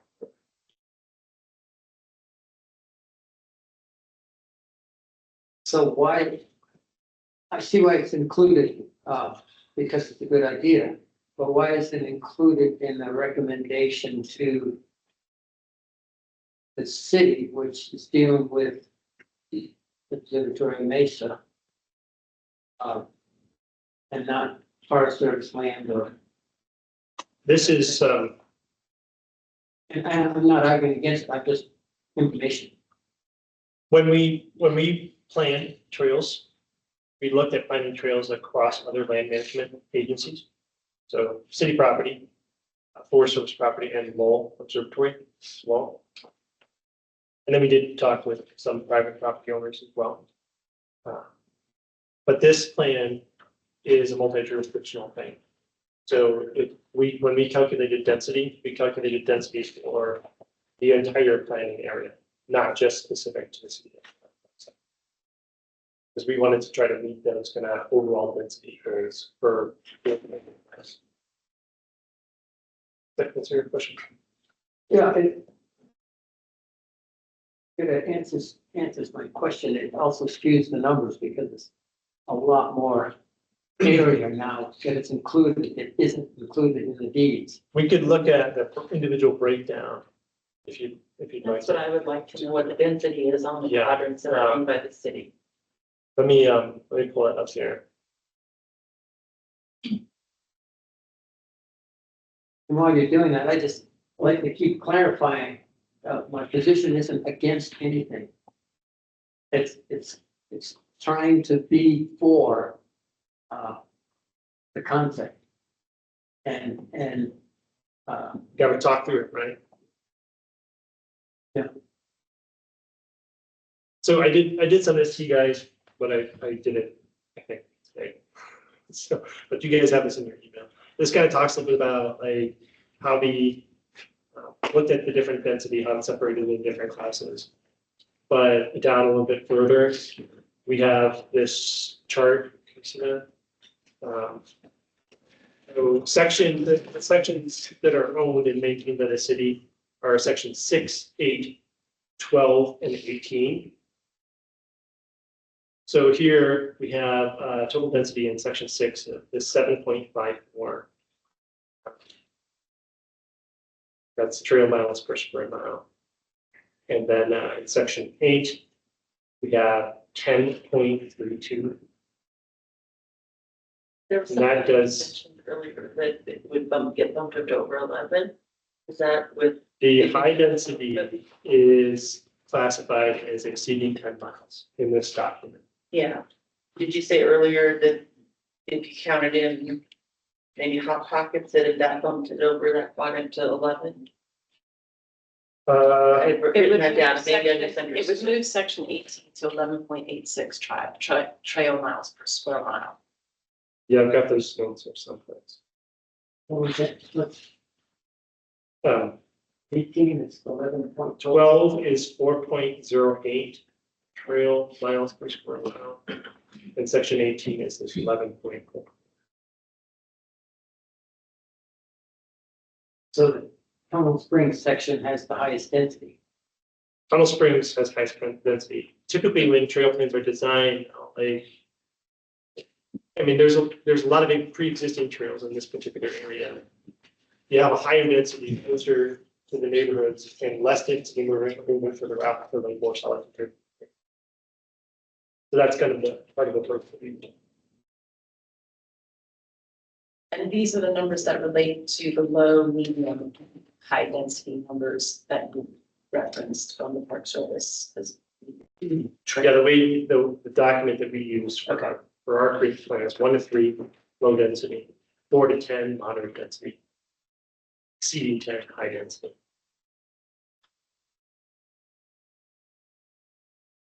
Okay, so do we have any more questions about the plan or, I mean, do we have questions specific or comments? Because questions specific we should do now. Comments, let's wait until we hear from the public. Yeah, I don't know if I answered your question yet, actually, could you repeat that for me? If the density on quadrant 8 increased with the addition of Hot Pocket. It does, it goes to 11.86. Okay, that, yeah. But this, for me, addresses one concern that folks have made, that there are not enough trails.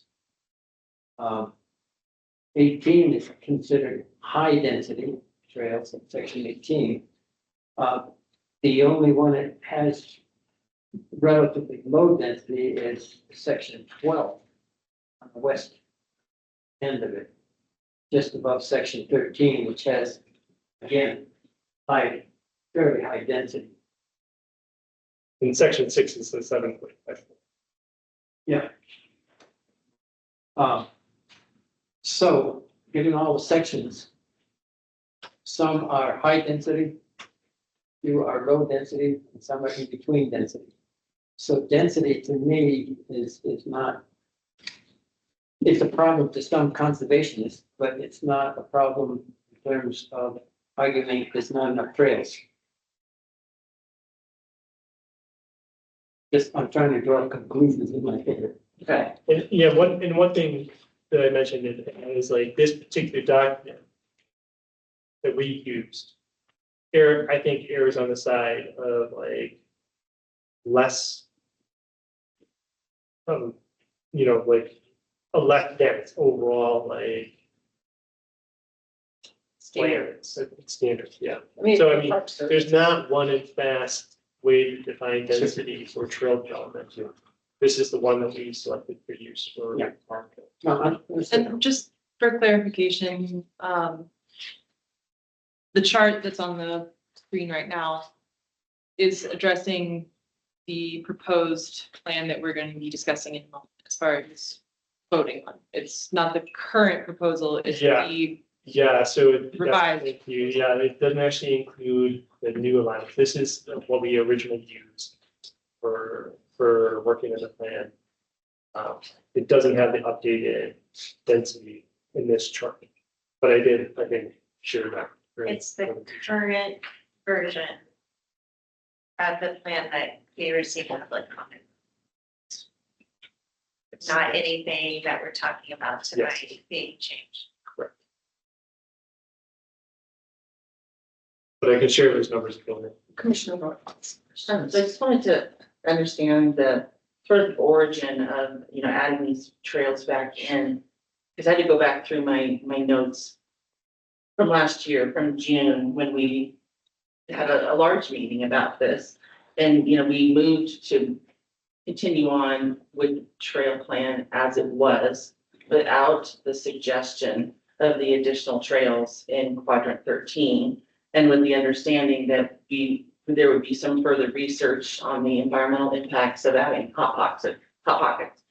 So I wanted to know why that is coming back up when we had already voted to move forward with it as it is. Is Yeah, I that, think we voted on moving the plan forward for the next range of public comment. okay, And we have done that, and this is kind of what we heard back, and so we're back in front of the commission saying like, this is the feedback we've heard. And this is a couple of considerations. so this is all an alternative based on feedback of the last round, okay, that's acceptable. It sticks in my mind the discussion that we had about, I'd asked like, how did Hot Pockets get built? And you and Nat explained how it got built, it was unauthorized, and you attempted to shut it down, and it still continued to be built. And, Nat described what it looked like before it was utilized in this way. And it concerns me, I think we were looking for direction, like what really are the conservation values and resources in that little area? And was it evaluated based on what it was before it got used with the unauthorized trail or in its current state? Those are two different things. So that concerns me on, and I think that probably ties into Nat's comments about just, you know, the inherent conflict there in evaluating that trail. Yeah, I mean, when They we didn't walked this look at it, right? recently, a few months ago, obviously the trail was there. But when we talked to Arizona Game and Fish, and I don't wanna speak for them, but they did provide us like with a letter. And from my memory is that they didn't assess that particular area to have any like higher wildlife habitat than other locations in the basin, especially with its close proximity to like the neighborhoods. And my other question is about the trails that are proposed to be added into quadrant 13. That area, and I had to go back and find some of those earlier maps that we worked on in the very early days. That quadrant has a lot of roads and trails that are to be decommissioned. I think that was the highest concentration of things that needed to be decommissioned and rehabbed. So now we're adding potentially 2 trails back in, and from the look of the topography on the map, those 2 are canyons or seeps. Can you talk about the topography and the effect of these 2 trails being added into those? Granted, it's not under the conservation easement, but just if you could talk about. Yeah, in fact, I might actually call back Mark, who knows that about, if you wanna help me address that question? Sure. Yeah. Great, thank you so much. So the 2 trails that are newly proposed on the map in section 13, they do follow 2 drainage networks descending down them. Are they is it of concern as far as from a I mean, I think from, natural resource point of view? yeah, when you think about sustainable trail alignments, like you're not gonna wanna be impacting any sort of riparian areas or borderline riparian areas. You're not gonna be wanting to cross the water course repeatedly, whether it's dry or not, because it's gonna take water eventually. You wanna find moderately steep side slopes to construct a trail on. That's gonna kind of relate best to preserving the natural hydrology of the landscape. Flat areas, the trail usually turns into the path of least resistance for water. It's gonna catch water. Water's not gonna be able to continue down its natural path. Really steep slopes, you have overall maintenance and condition concerns. And so this moderate, and when we think about moderate, I'm gonna use percent grade here, which might not mean a lot to folks, but 20 to 40% grade for a cross slope, for a side hill, is considered moderate. Trail grades themselves, if we're looking at, let's look at an accessible trail that's fully accessible to mobility impairments. We're looking at around a 5% grade. And so using the slopes and the distances on the map itself, we'll be able to construct trails that don't exceed 8 or 9% in linear grade. And we're gonna have cross slopes that are neither too steep or too shallow to kind of preserve that natural hydrology. So good sustainable trails, you want to be incorporating all of the natural drainage patterns that are already on the landscape. And that landscape does provide for it. Higher up the slope on some of those drainages, it gets really, really steep. So we're going to want to avoid that, kind of limit the amount of maintenance concerns, safety concerns that we'd have over time. And down at the bottom of the drainage, it's not going to shed water well or naturally. And so you want to be just up off the slope. And it's really hard to tell on those maps, but the maps, those lines do kind of show it's not down the guts of the drainage. It's just up away from any sort of sensitive vegetation and utilizing cross slopes that are going to work for us over time. And maybe whether you or Mark wanted to just kind of for the record, when we're using the word mountain bike optimized trail, it's not really walker, hiker friendly. It's not really friendly to other uses. It is specifically for downhill mountain biking. Would that be a correct assumption or correct me? It's hard, honestly, because I think the trails can be built in a variety of different ways. And so if we're going to be doing something a little bit more reduced, a little bit more kind of limited in scope when you're thinking bike optimized, it shouldn't be any issue for folks to hike on. If you're getting more into the like aggressive mentality, so mountain bikers often look at trails as green for beginner, blue for moderate, black for advanced skill levels, right? And so when we start talking about dark blue or black more for like the highly skilled riders, we are going to be looking at creating a lot of vertical movement in trails, and that doesn't necessarily relate well to a hiking experience. When we're looking at green, blue, and even when we're trying to accommodate or utilize some of the natural terrain to our advantage, it can be. But again, it's subjective. It's going to be up to the hiker on the trail if they think that this is a good experience or not. So it's really tough to answer, and we also don't know, who's going to build the trail and like how they're going to see the It's not something you landscape. can assign an estimated rating to at this point. We can try based on the terrain, the like physical landscape that we have, but everybody's going to see the way a trail moves through a landscape just a little bit differently. As someone who goes out on mountain biking trails and hiking trails and running trails, I hike up mountain biking trails that are kind of specific for mountain bikers, but they are great hiking trails. I mean, so I'm one of those users who goes all over the, so just because it's a really challenging mountain bike trail doesn't mean that I don't hike up it because it's a great hike too. But would I take my mom? No, probably not. But there's other trails that are designated hiking trails only that I also would take my mom on because they're too rugged also. So it really is. We have a huge variety of users here. Yeah. So that is a really hard question to answer. And I think that's what I'm trying to get to is, Right. The initial guidelines that we were seeking was multi-user, and so, when we say mountain bike optimized, I'm thinking, well, are we getting away from multi-user? Yeah. Being multi-user friendly or not?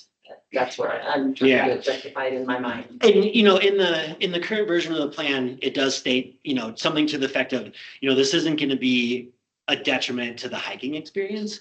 And so when you think about the way a trail is aligned on the landscape and what a mountain biker is looking for, there's little things that you do when you construct a trail that wouldn't improve a mountain biking experience, but is not going to be a detriment to the hiking experience. So as an example, small drainage crossings, water courses coming down the landscape. If you cut really hard into it, really hard out of it, that's really hard for mountain bikers to see. So they don't have good sight lines, and it's really hard for them to kind of maintain equilibrium on their bike. If you straighten that out a little bit and kind of accentuate the dip down and out of it, that's good for a mountain bike for sight lines and the ability to be able to plan for where your front tire is going, but it's not really going to affect a hiker. And so a lot of these turns, the lateral movement in trails, what we're talking about when we're talking about flow trails is putting berms on those sides to kind of counteract that sliding that happens when you're on an off-camber trail. So little things like that don't have to be a detriment to hikers as well, but they are going to improve the mountain biking experience. Mark, while you're up here, I have a Sure. question. To get more clarification on the proposed trails that are on the map. The ones that are in section 18 that are the loop, just kind of at the like 8 o'clock of the FUDs. Yep. 5.2 and 5.25. Yep. Are those meant to be adaptive trails, downhill mountain bike specific? Well- Like what's the intention for that design? Both are meant to be adaptive trails. So 5.2, which is closer to the Foots Tunnel Springs.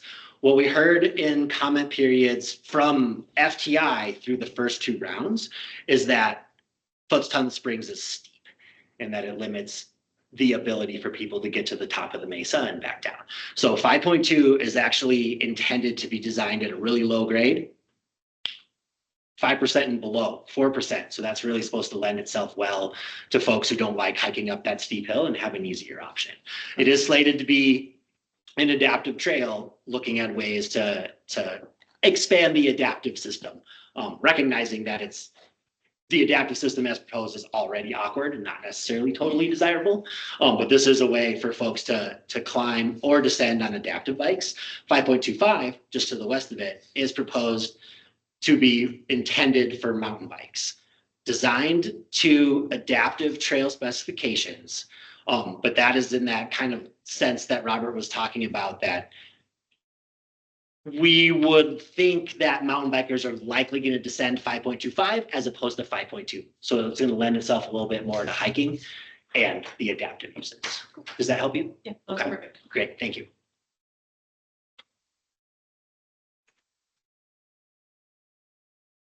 Just do a time reminder Yes. for you. So are we ready to take some public questions? Any more questions? All right, I have a speaker request, and are there any online? There's one online and one, or there's two online. Now you can take them in whichever order you prefer. Cheers. So I've received one here in person, and I'm going to start with that one. So Joe Hazel. Why don't I follow up Anthony Quintile? Okay, His comments are more extensive than mine okay, from Flagstaff Biking. okay. So Anthony Quintile, can you hear me? Yeah, I can. Can you guys hear me?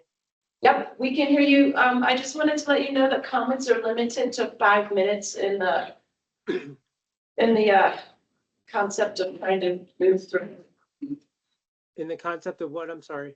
Just trying to move along. Yeah, sure. I should be able to get this done in that amount of time. Okay, so I'm going to start now. The most recent public survey asking for feedback on the plan, as amended by this commission, showed that approximately 1/3 of the public thought the plan was a failure, and 1/3 thought it was okay, but still failed to address some aspects of public need. Basically, 2/3 of the public thought the plan that the commission forwarded came up short in some way. A significant part of the public, 71.3%, according to an earlier survey, wants some of the trails on Observatory Mesa to be designed and built for mountain biking. Not just that bikes would be allowed, but that the trails would incorporate design features that meet specific needs for mountain bikers. Many of the concerns brought up by this commission and some members of the public have been shown to lack any merit.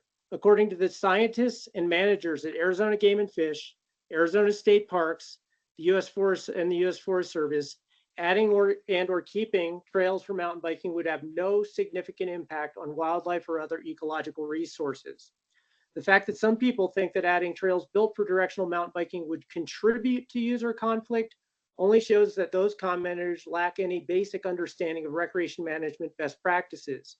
Rather, these trails would significantly reduce user conflict, as been repeatedly demonstrated throughout the world on systems that include such trails. It has become fashionable in recent times for people in positions of authority to seek to implement their own agenda or the agenda of a small group, rather than to support the best solution for the general public. The role of this commission is to understand the complexities of various issues and use that understanding to forward recommendations to the city council so that they can decide upon plans of action that best includes the diverse interests of the people of Flagstaff. It is not the role of the commission to forward exclusive direction in favor of their own personal biases or of their friends. Also, not every plan needs your additional input at every stage. This plan is particularly well scrubbed at this point to include a huge amount of input from this commission. This plan is not ideal for mountain bikers. By every measure, it addresses the needs of mountain bikers to a minimum. Frankly, the metrics for trail density are extremely conservative for an urban park immediately adjacent to wildlands urban interface. Many more trails could have been added to provide even more opportunities for mountain bike riders while still keeping trail density low.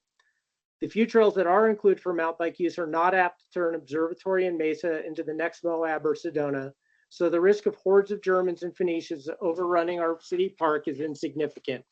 However, the plan does provide some trails where local riders, families, and kids can ride their mountain bikes on trails built for this use. This plan also provides plenty of opportunities for all other users and wildlife as well. If people nearby the Mesa want to continue to run their dogs off leash unfettered, or to wander on a trail without disturbance from others, there are plenty of opportunities for that, deliberately somewhat removed from the mountain bike trails. There are even trails planned for adaptive use, I think a first for Flagstaff. And as I previously noted, there is plenty of room for wildlife according to all of the agency experts. Please recommend this amended plan as it is to the council for adoption. Thank you. Thank you.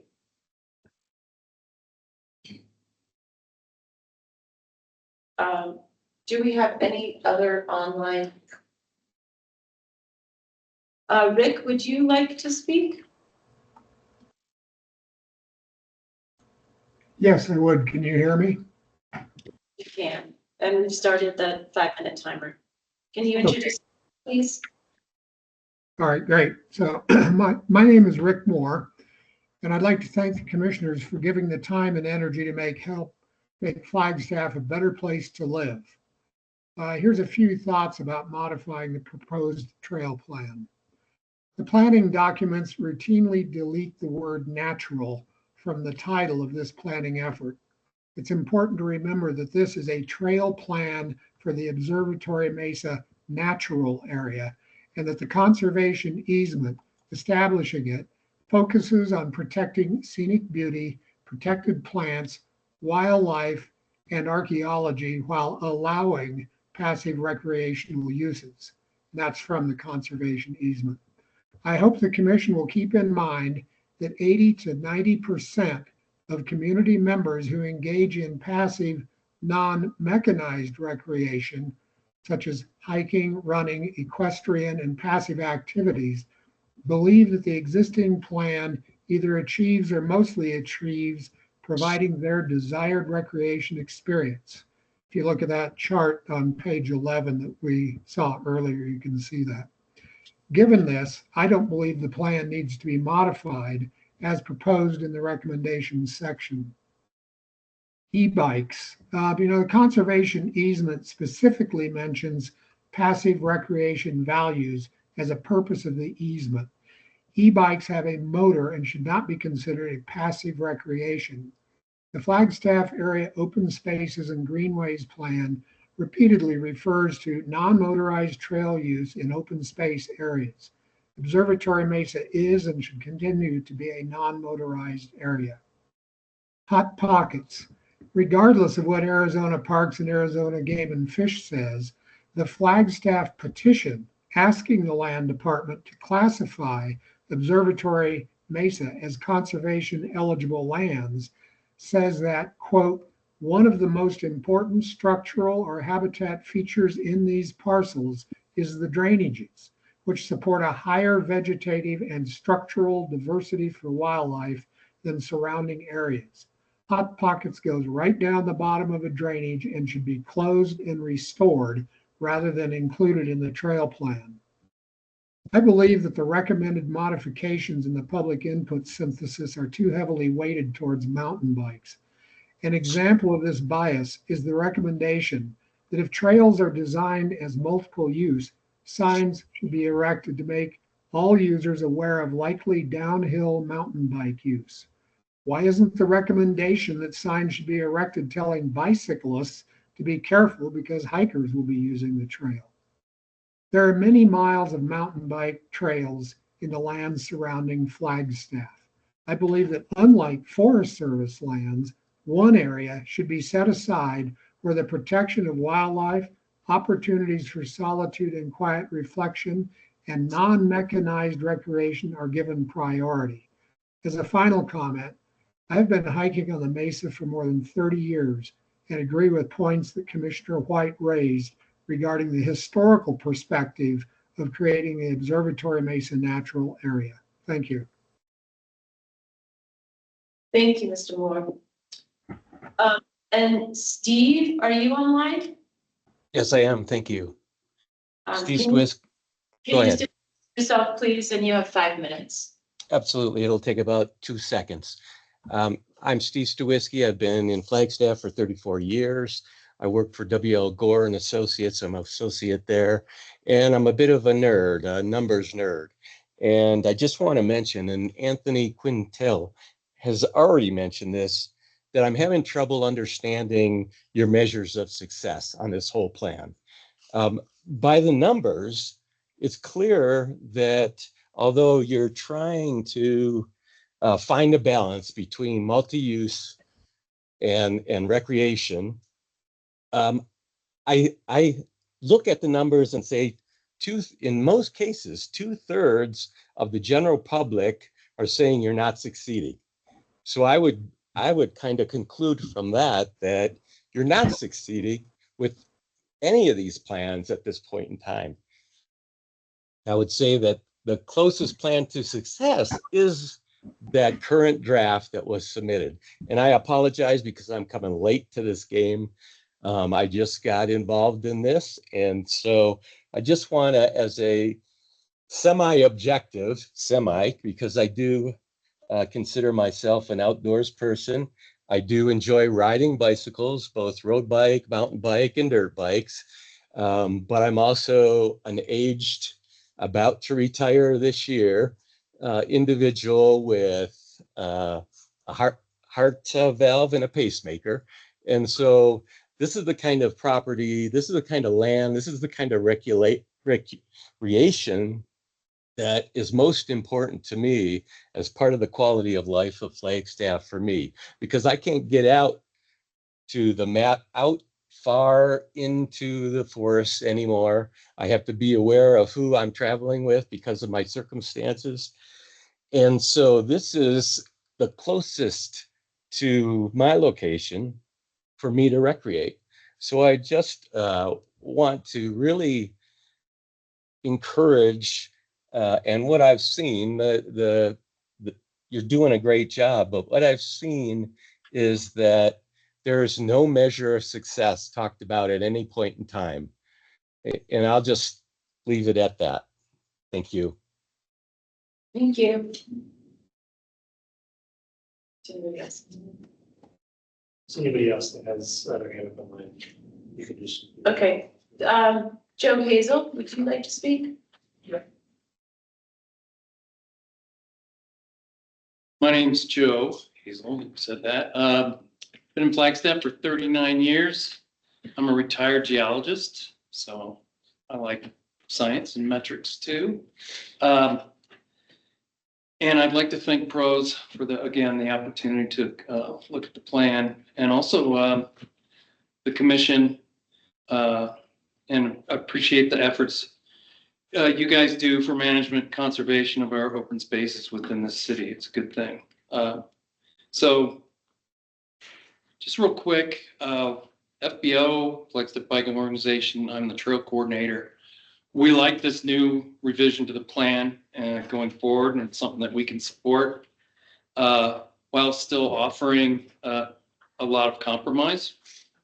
I think the addition of these 2+ miles of directional bike optimized trails would go to a great deal to help alleviate user conflict that might happen between cyclists that are looking for this kind of user experience.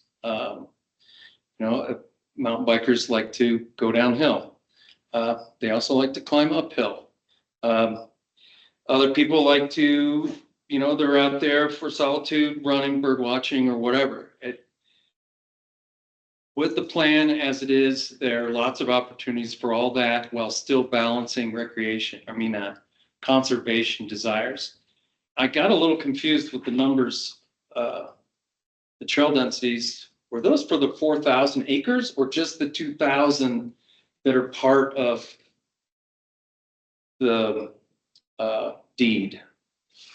For the sections that are owned by the state. So the state has four, not really four, but like 3 3/4 sections. So basically, that's 2,000 acres. 640 times. Well, they're not 640. Well, just for discussion's sake, the planning area is actually 4,000. By the way, thank you. Welcome to City Council. Thank you. We're actually talking 4,000 acres. So we can cut all of those trail density numbers in half. And I'd like to point out that makes the miles of trail per square mile for the whole project planning area is closer to 3 miles of trail per square mile. That is very low, especially if you, and we have taken the time to look at what other communities are doing with their trail planning at the urban wilderness interface. And that is low by any standard. The nice thing about designing a comprehensive trail system is the trail densities are higher where the access is best. And then as you push out into the mesa, trail densities get lower and you have more undisturbed areas for habitat and for wildlife. The wildlife corridor on the western half of the mesa is largely undisturbed. That's the Woody Mountain Wildlife Corridor between the peaks and Woody Mountain. So I'd just like to finish that, we've partnered with the county, the city, and the Forest Service in the past. And, we also help coordinate the 42-mile loop trail that encircles the city. We have a lot of experience with current best practices for trail design and management. And most importantly, we have a history of organized volunteer events to help build them. So if this new plan is approved by the commission and then by council, we'd be happy to help assist with implementation going forward. Thank you for the time.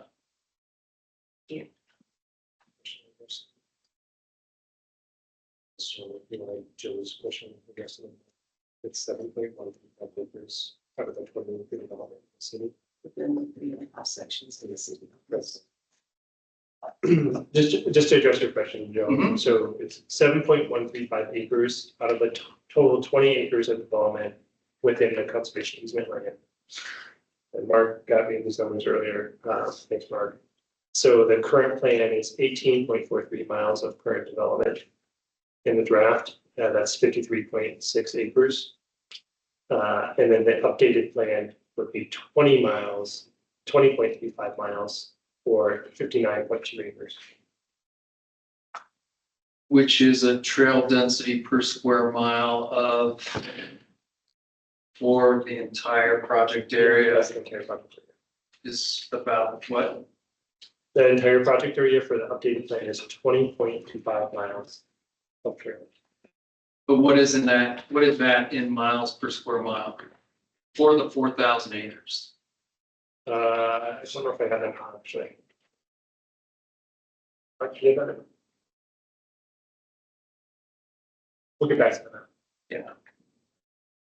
Can I ask Jeremy Morse to come up, please? I don't have a plan. I'm Jeremy Morse. I live in Railroad Springs. I live pretty much directly below the Hot Pockets controversial area. And I've lived there for 17 years and I've been using that whole area for bringing my kids up there while they were growing up. One's already graduated and moved out. The other one doesn't like the outdoors anymore. But I'm up there all the time and I've heard a lot of very vivid descriptions of what the changes of the area look like since, especially the Hot Pockets, the really hot pockets. There was always a bit of an existing trail down there, always. And yes, and there was a density of little scrub oak trees that filled the whole pocket originally.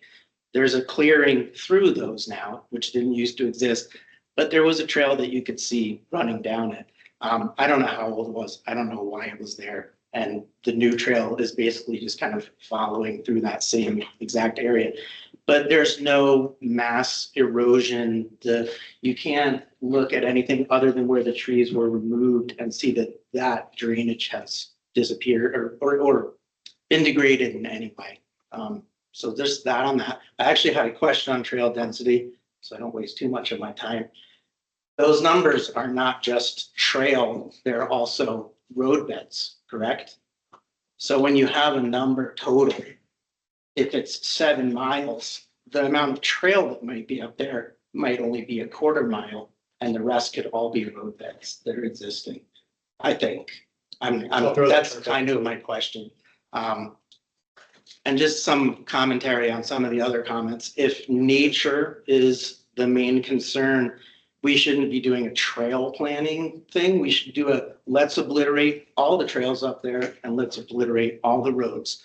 I'm all for conservation, but using that as the argument to not allow specific users, specifically mountain bikers, access to have more trail, it just doesn't make any sense to me. There's too biased, like the committee feels, or the commission feels biased in that way. I hear a lot of arguments, but people like me, I hike, I trail run, I run up Hot Pocket. I think the last time we came to this meeting, at the top of Hot Pocket, a comment was that it's too steep to even go up.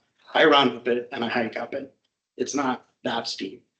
If you've hiked any of the new trails that we've been building on Mount Eldon, they're pretty steep too, and everybody loves them. So steepness, I don't think is something you can use as an argument because mountain bikers like to descend.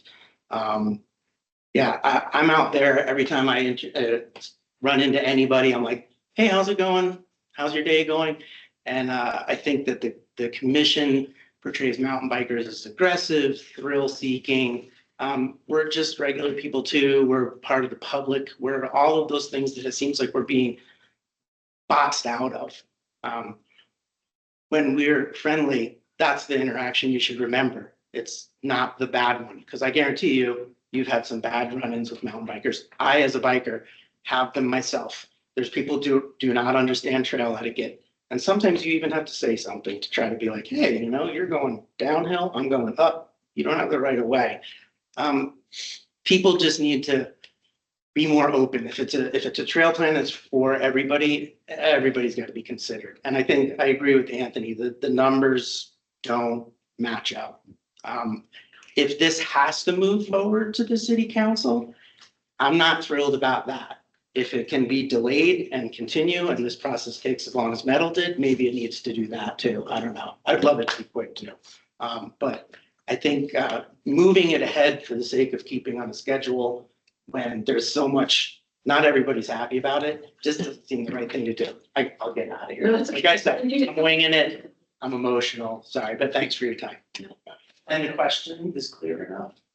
Trails and dirt roads are where they're coming up with that number? Yeah, that's correct. Just want to point out. Thank you. I have two more, I have Mr. Wilson, Michael Wilson shared some written comments. He had to leave. I'm going to read them out loud. This plan is a culmination of a lot of hard work over several years. Having been a part of the commission for much of that time, I believe this third version of the plan strikes a balance for all users. I encourage adopting the plan as is and not modifying it. These two items deserve much more thought and discussion. And then Jen Blue is online and has provided us an email that was sent to us. I read it today and I'm going to read her email. Dear Open Space Commission member, I've written to you in the past about Observatory Mesa Trail Plan and my thoughts have not changed since those previous messages. In the interest of time, I'm sending the brief comments below. If you should care to read more detail, I've appended my previous correspondence. Bullet 1, if this plan is implemented, the very nature of Observatory Mesa Natural Area will change from a currently quiet place to yet another area around Flagstaff with an emphasis on recreation.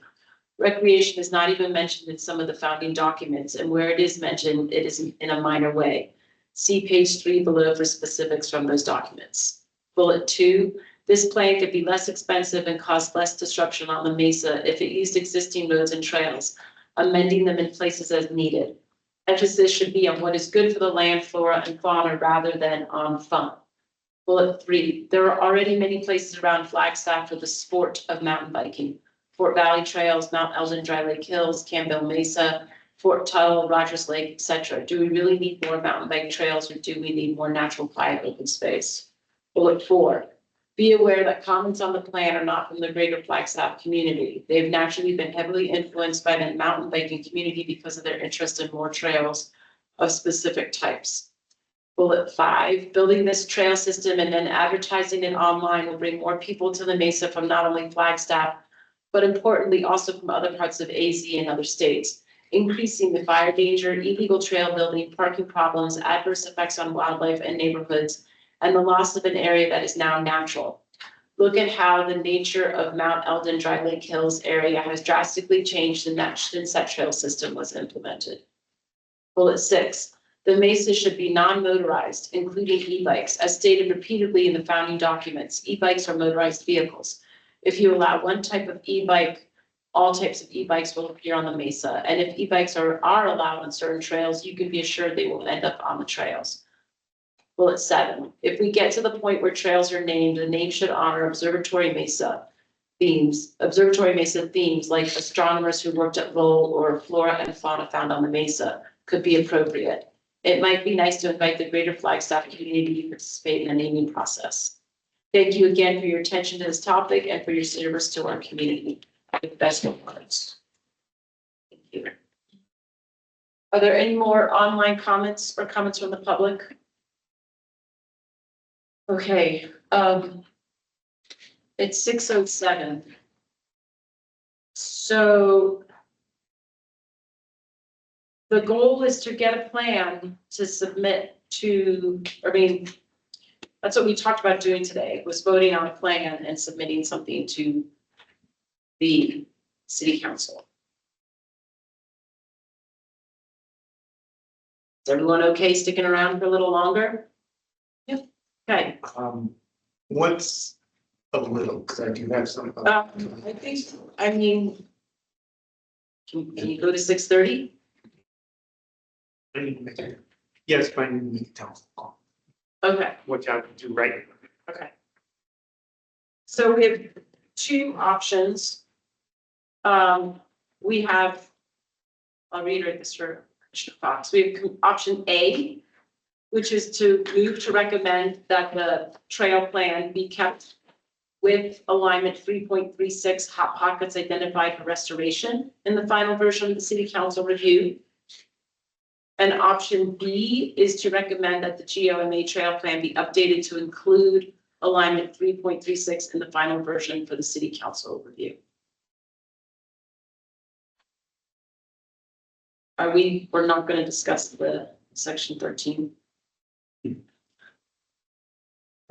Actually, after you guys can choose to do like a discussion for the commission before making decisions. Yeah,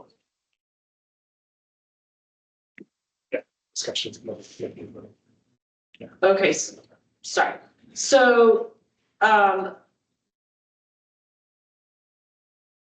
is it going to be possible to make a decision on whether Hot Springs Hot Pockets is restored or actually adopted as a trail? Can we, or do we want to look at this as a complete trail plan?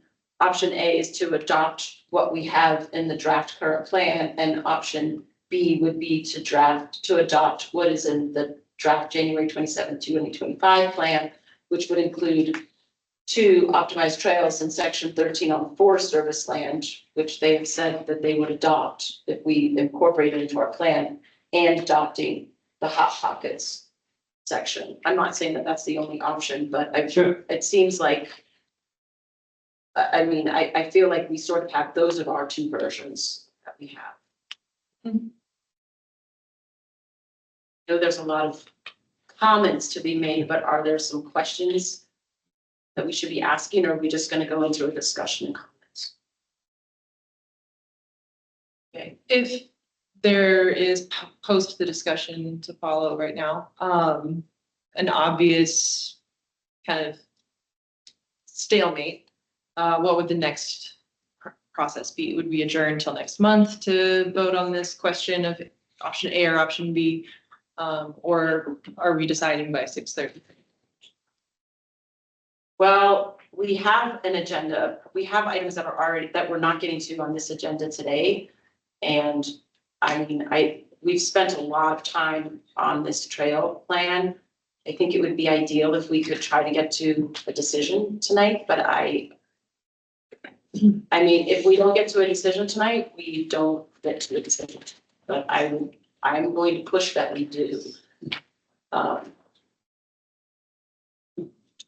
Robert, do you have any comments on that? Nope. No, here to ask questions, though. Okay. So, I think, I mean, I really enjoyed the presentation by Robert. I really appreciated understanding the density of the sections.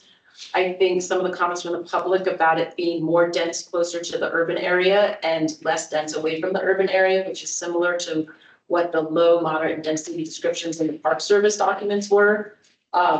You know, they identified high density as being placed, you know, trails that were desired and places that were closer to urban areas.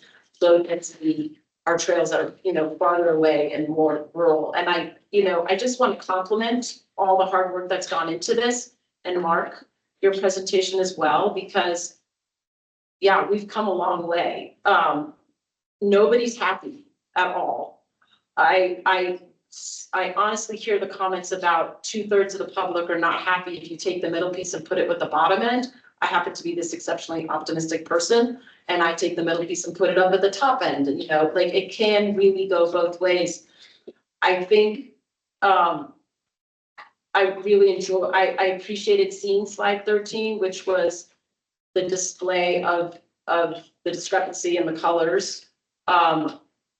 I don't know what a wise saying is, but there's got to be a saying that if nobody's happy, it's probably a good plan. I mean, I've done other plans before, and so if it's a plan that everyone's compromised on, then nobody's going to be happy. And maybe that's reflected in the public input from our public meetings. I appreciate everyone's comments tonight and in the past. I'm going to start with, I am comfortable with adopting the additional trails in the plan. I just want to say that I've also had, you know, private discussions with people, and some people have said that those roads that are just 2 tracks where we can walk next to each other and walk our dog are really important. And we've heard that again and again and again. And I heard that this week twice. And I also love riding a bike, and I understand the trail design, and some of the work that's been done up on the Dry Lake Hills is really important. And I know we're not supposed to be bringing our own personal opinion into this, but this trail, this plan has had a lot of input from a lot of different users from one end to the other. And I think that adding these 2 optimized bike trails in section 13 and adopting hot pockets with its such close proximity to an urban area. I mean, it's within, I don't know how close that is to all the new development that's going on over there, but there's a lot of new development, and it is in a strongly centered urban area versus, say, section 12. That I would be comfortable with adopting this modified plan and giving it to the city council. I think one of the important things to point out here is that we're not going to give the city council option A and option B. We are suggesting to city council, this is the trail plan. They can send it back to us for modifications if they want to, but we're not going to, we need to give them a plan that they can either adopt or ask us to review. So I personally, I'm going to say that I'm okay with this plan, but let's hear from everybody else. Yeah, I guess we just go around the room. Yeah. You know, when I looked at those results, what I read out of it was compromise. And that middle section, just as you stated, that middle section is not a failure statement. It says good, but could do better in these areas. So it's not a failure statement, that middle group. So when I look at those numbers and those colors, I see compromise. And yes, nobody's going to be completely happy because we've already identified there are fundamental differences on how people enjoy the Mesa, whether they're active recreational mountain biking and they want to have some downhill mountain biking experience on the Mesa, or whether they're up there to, you know, watch animals and have it be quiet and be a refuge and passive recreation. What we're trying to achieve is that things are mountain bike friendly not mountain bike focused. There are other places that are mountain bike focused. This is mountain bike friendly. This is hiker friendly, walker friendly. Being up there with children, with dogs, and all of the above, all users. The idea was multi-user, welcoming to all. Because as I stated back in June, if we build it, they will come. If we want this to be another medal, it'll be another medal, and it'll be advertised as such, and it'll be overrun as a mountain biking experience. That's not what we're looking for here. It never has been from the beginning. It's not allowed within the conservation easement. This area is different and it has to be treated differently. And I believe that we have treated it according to the governing documents, that we have taken in all of the public input from all extremes to the middle. I worked one of the tables in September, and it was the one about, what are the trail characteristics that you're looking for up there? And there was 2 users I just listened to them talk amongst themselves while they were using their sticker dots to fill out. And it just really stuck in my mind. And they were discussing, they were obviously mountain bikers. They were obviously trail runners. And, one of the options was, more downhill. And they discussed, no, if I walk downhill, I'm going to go to metal or here. And then they started talking about trails that they love in other areas. And no, and they really encapsulated the idea of multi-user. And, if you want to have absolute quiet enjoyment, you're probably going to go find a trail in the middle of the forest. If you really want a downhill mountain bike experience and challenge, metal is where people are going to go. So this just, I don't see this as a failure. I see this as a grand compromise. And I do think that our job as open space commissioners is to really be mindful attention to the quadrants that have that conservation easement over it. And how this plan will be utilized, how it will be advertised and marketed to not only our residents, but the greater state users, people from Phoenix that come up to go biking here. For that reason, I am in favor of the plan as it was proposed tonight, not with any of the additional adoptions of trails or pockets. The current plan. So, yeah, Commissioner Norton, thank you. I just want to clarify for the meeting notes that what's up there with today's date on it has the added trails on it, right, Robert? No. And so that is not, The January The one on the 27th right does. has the added The trail, current plan does not. that we took out to the public is real. so when you said as it was I'm proposed sorry. tonight, I got confused. Yeah, I'm sorry. I guess it would be called the current plan.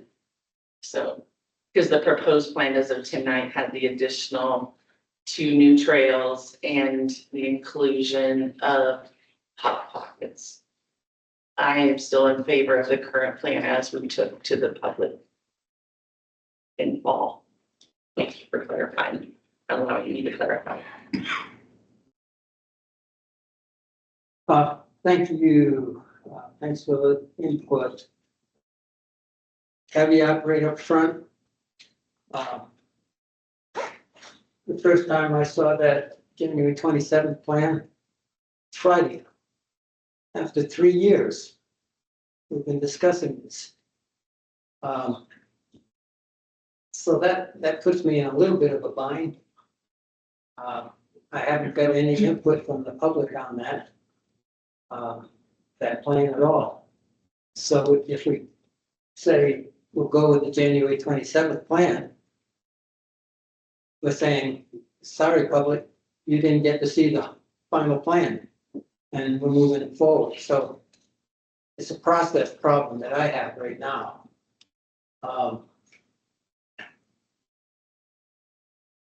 I don't see this as an urban interface, urban wildlife interface. It's part of Flagstaff's preservation area, Buffalo Park. Do you see that as an urban wildlife interface? I don't see it as that. I see it as an introduction to the Forest Service. I think Anthony and Rick in the very beginning encapsulated both sides of the argument. Anthony comes from the point of view of here's land, we have an opportunity. He also comes from the point of view, I think, that January 27th plan is the best possible compromise. Rick came from the point of view, and including Jen Blue's comments you read, from the point of view, hey, we got this land under certain restrictions. And we got grants under certain restrictions. And so a lot of this discussion forgets the history of it and the reason behind it. That we're even discussing this right now. So that's still caught in my crop. It's not that I have a skewed view against mountain bike. I probably was one of the first or second or third person to buy a mountain bike in Flagstaff in around 82 or 83, but Anthony probably knows better than that because he sold those. And I don't know how many times I've gotten out of the trail when a mountain bike is coming, and they said, "Oh, thank you so much." I and the mountain bikers, I think, have a good understanding of each other. It's not that I'm skewed against this or anything. I'm giving a problem, and the problem says you've got this deed restriction, you've got this conservation aspect of it, you've got these agreements in purchasing the land, and do we honor them? And I think we get, as I said in the very beginning, I think we're getting very close to this. But I'll wind up by saying I cannot choose between current plan and January 27th, having January 27th plan put on us 3 weeks, 3 days from when we have to vote on it, and having no input from a lot of folks that have been giving input all along. I'm optimistic in that Anthony thinks January 27th is a good plan, and he's compromising. And that he would like more density, would like, and so would some of the folks that spoke here. But so we could vote on the plan, as you mentioned, as has been proposed to the public, and leave it to the city council to decide, hey, where there's some portion of the public that's not happy with it, and this is what I'd like to say, they can do that anyways, even if we push it forward. They do have the opportunity to come to the city council and say, I like most of this plan, but I want this to be changed. So I'll stay quiet now and let the rest of the people speak, and maybe I'll have a conclusion after everybody else has said. Thanks for listening. Sorry. Well, no, it's okay. I'm glad you should. There is a comment on that. Do you want to take comments for that? Okay. Commissioner Fox? I'm also, I share Nat's concern with the considering the late notice that we received to consider these changes. Also have the idea that if we approve the draft current plan, the one that's on the left, there is that opportunity, as Matt said, for the city council to adopt it, not adopt it, kick it back for more consideration. And it's the easier to add those changes that are represented in the January 27th alternative than to take them back. So I support the current draft plan, the left-hand map. Okay. Well, I was in there for all the public meetings and I listened to all. And the current plan actually based on that, what actually that they say. I know that's really, nobody will be happy about whatever we decided. And to me, the January 27 plan it's more in terms of adding our personal, what we think really good for that. But I value in terms of public input in this one. And I really want to have it, I consider it to have it the current plan to be adopted. I'm the newest member of this commission, and I'm very honored that I was selected by City Council to be here. I'll be transparent. My motivation for applying for the position was because I was the person commenting on every single phase. So I have also been involved this entire time, just on the other receiving end. And it was very clear to me in September on the 19th in the library that that was our final hour as the community, final opportunity to weigh in on the Open Space Commission's decision.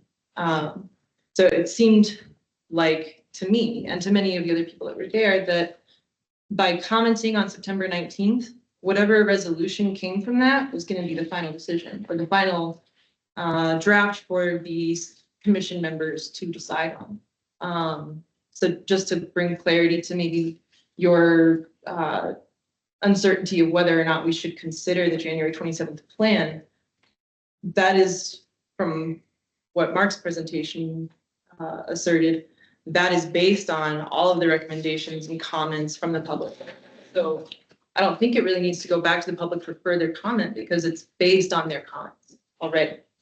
From my own personal experience, let me rewind a little bit. From my own personal perspective as well, trying to read up on the history of the commission's discussions over the past several years with pretty short notice because I was emailed that I was added to the commission a couple of weeks ago. It was very clear to me that there's this use of the word passive in our vision and statement of how the open spaces are supposed to be used for passive recreation. In many people's arguments in former meetings, it seemed like the word passive was being misinterpreted as being slower paced, quiet, leisurely, undynamic, perhaps. But the definition of the word passive means that you are just an observer and you witness what's going on around you without responding to it.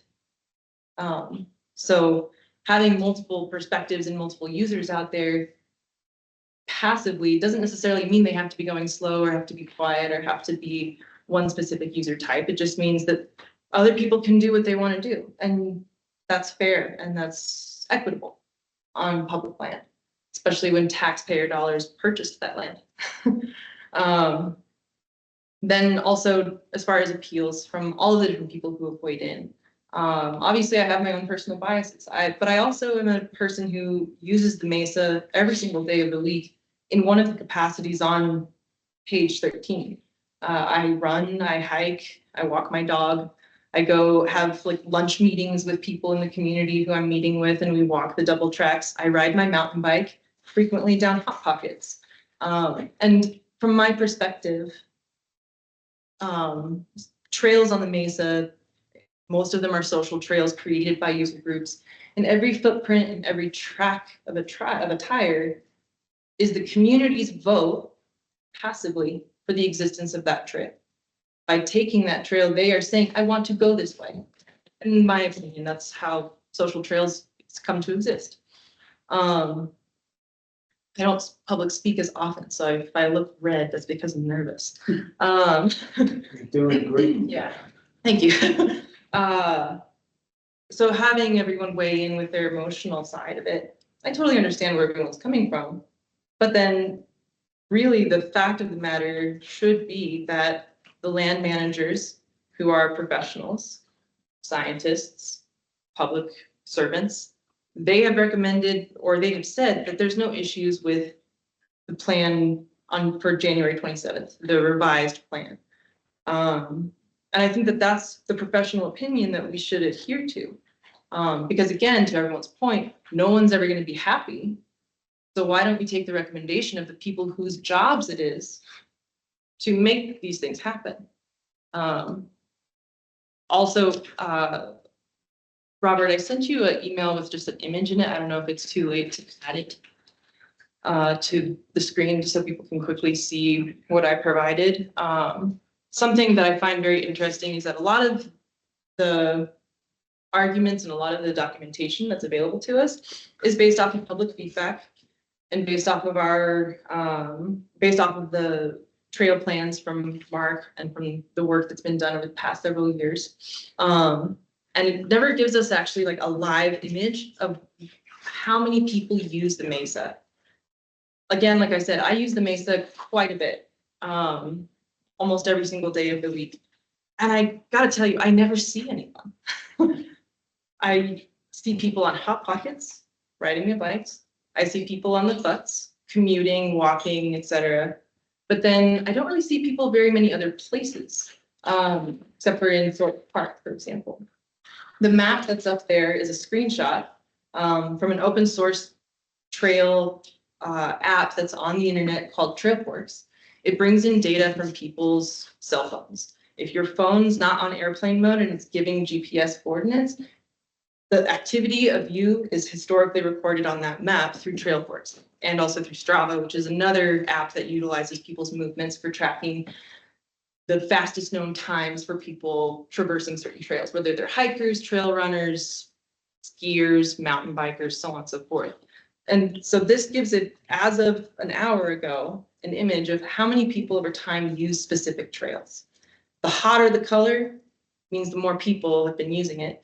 And you can see there's lots of thin veins of blue and light green that show all the social trails that exist that some people traverse over time. But the FUTS, which is the bright yellow one that goes around kind of the periphery on the left, gets used a lot. And then one of the other extremely bright red trails is Hot Pockets. And I go back to my argument before that activity, whether it's a footstep or a track from a tire, in my opinion, is a vote from the community that that trail should be there because they wanted it there, because there was something missing from their experience before that trail existed.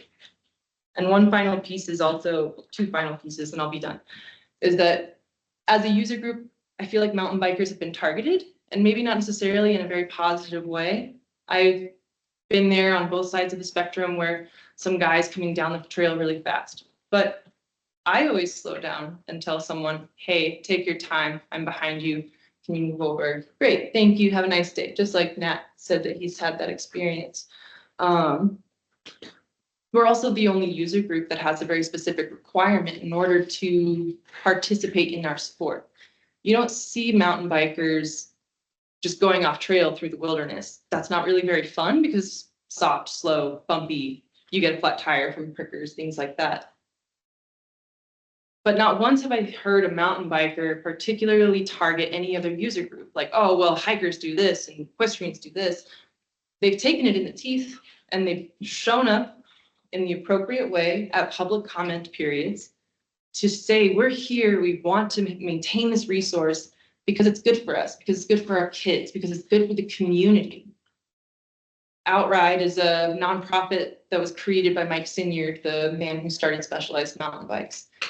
And they have scientifically proven that mountain biking and bikes in general improve the lives of children when they have access to it. It reduces the symptoms of ADHD, autism, and other mental disorders and disabilities, depression. So having, especially in a neighborhood like Railroad Springs and that side of town where it's a lot of young families, because let's face it, it's affordable for someone who is a young family member. That's just creating a resource that's going to make those families happier and healthier, in my opinion. And then finally, just on the topic of e-bikes. Again, I have bias, but I also have an industry professional opinion based on the fact that I was a product manager for the #1 seller of e-bikes in the world. And globally, mountain bikes are not seen as a motorized form of travel. Yes, they have a motor inside of them, but it cannot be misunderstood. And I wrote down this statement just so I don't get any details wrong. While many see the fact that an e-bike features a motor, it is not considered internationally as a motorized vehicle and is classified as a bicycle with electric assistance. That is the very key part that needs to be underlined and in quotations. It can be turned off at any time by the rider and utilized by the rider at any time to assist their travels up or down a hill or on flat ground.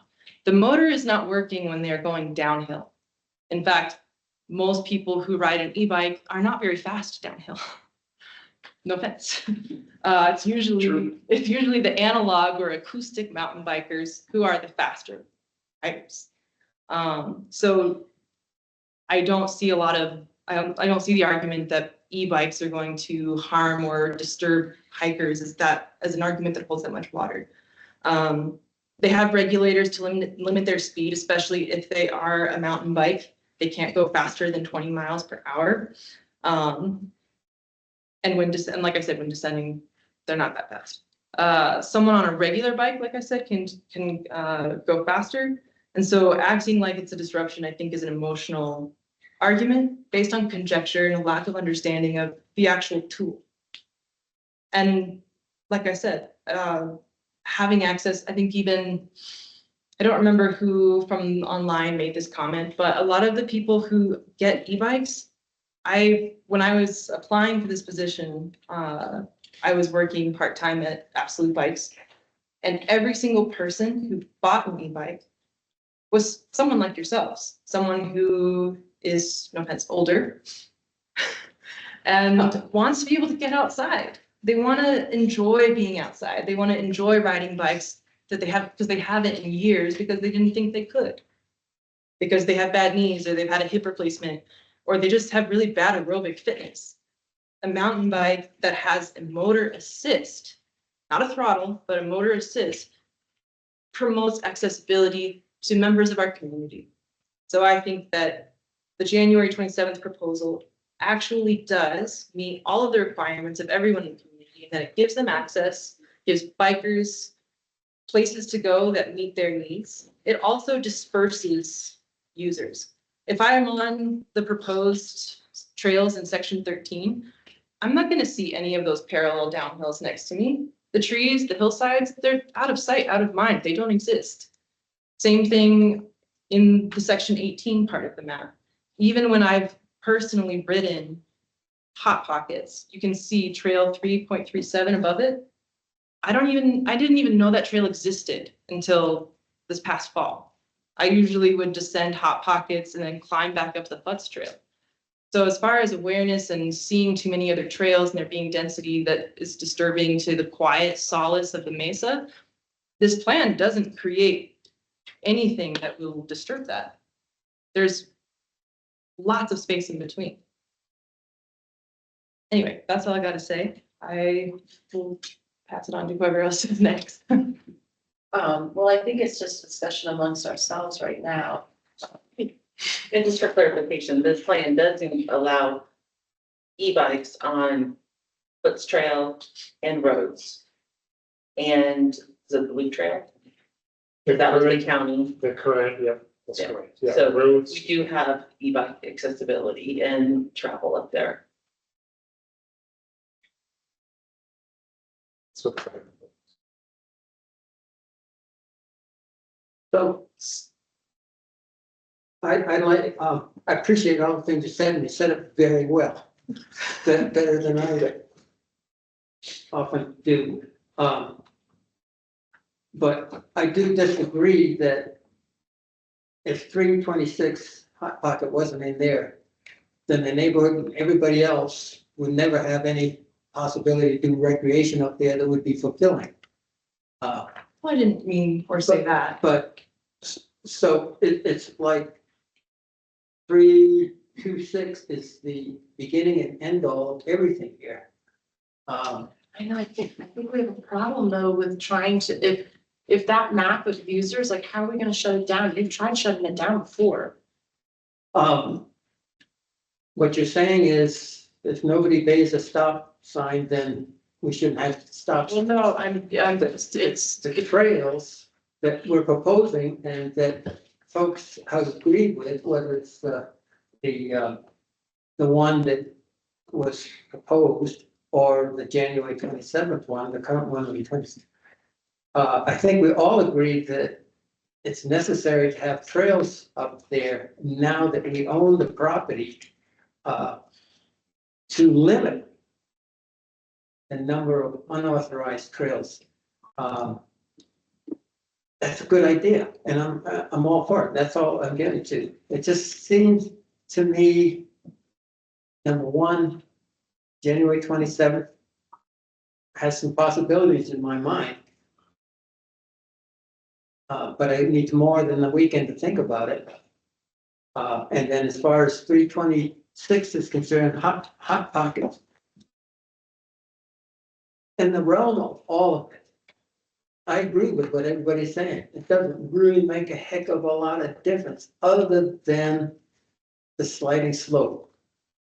If we say that drainage is all right, then so is this drainage over here, and so is that drainage over here, and so is this unique area over here.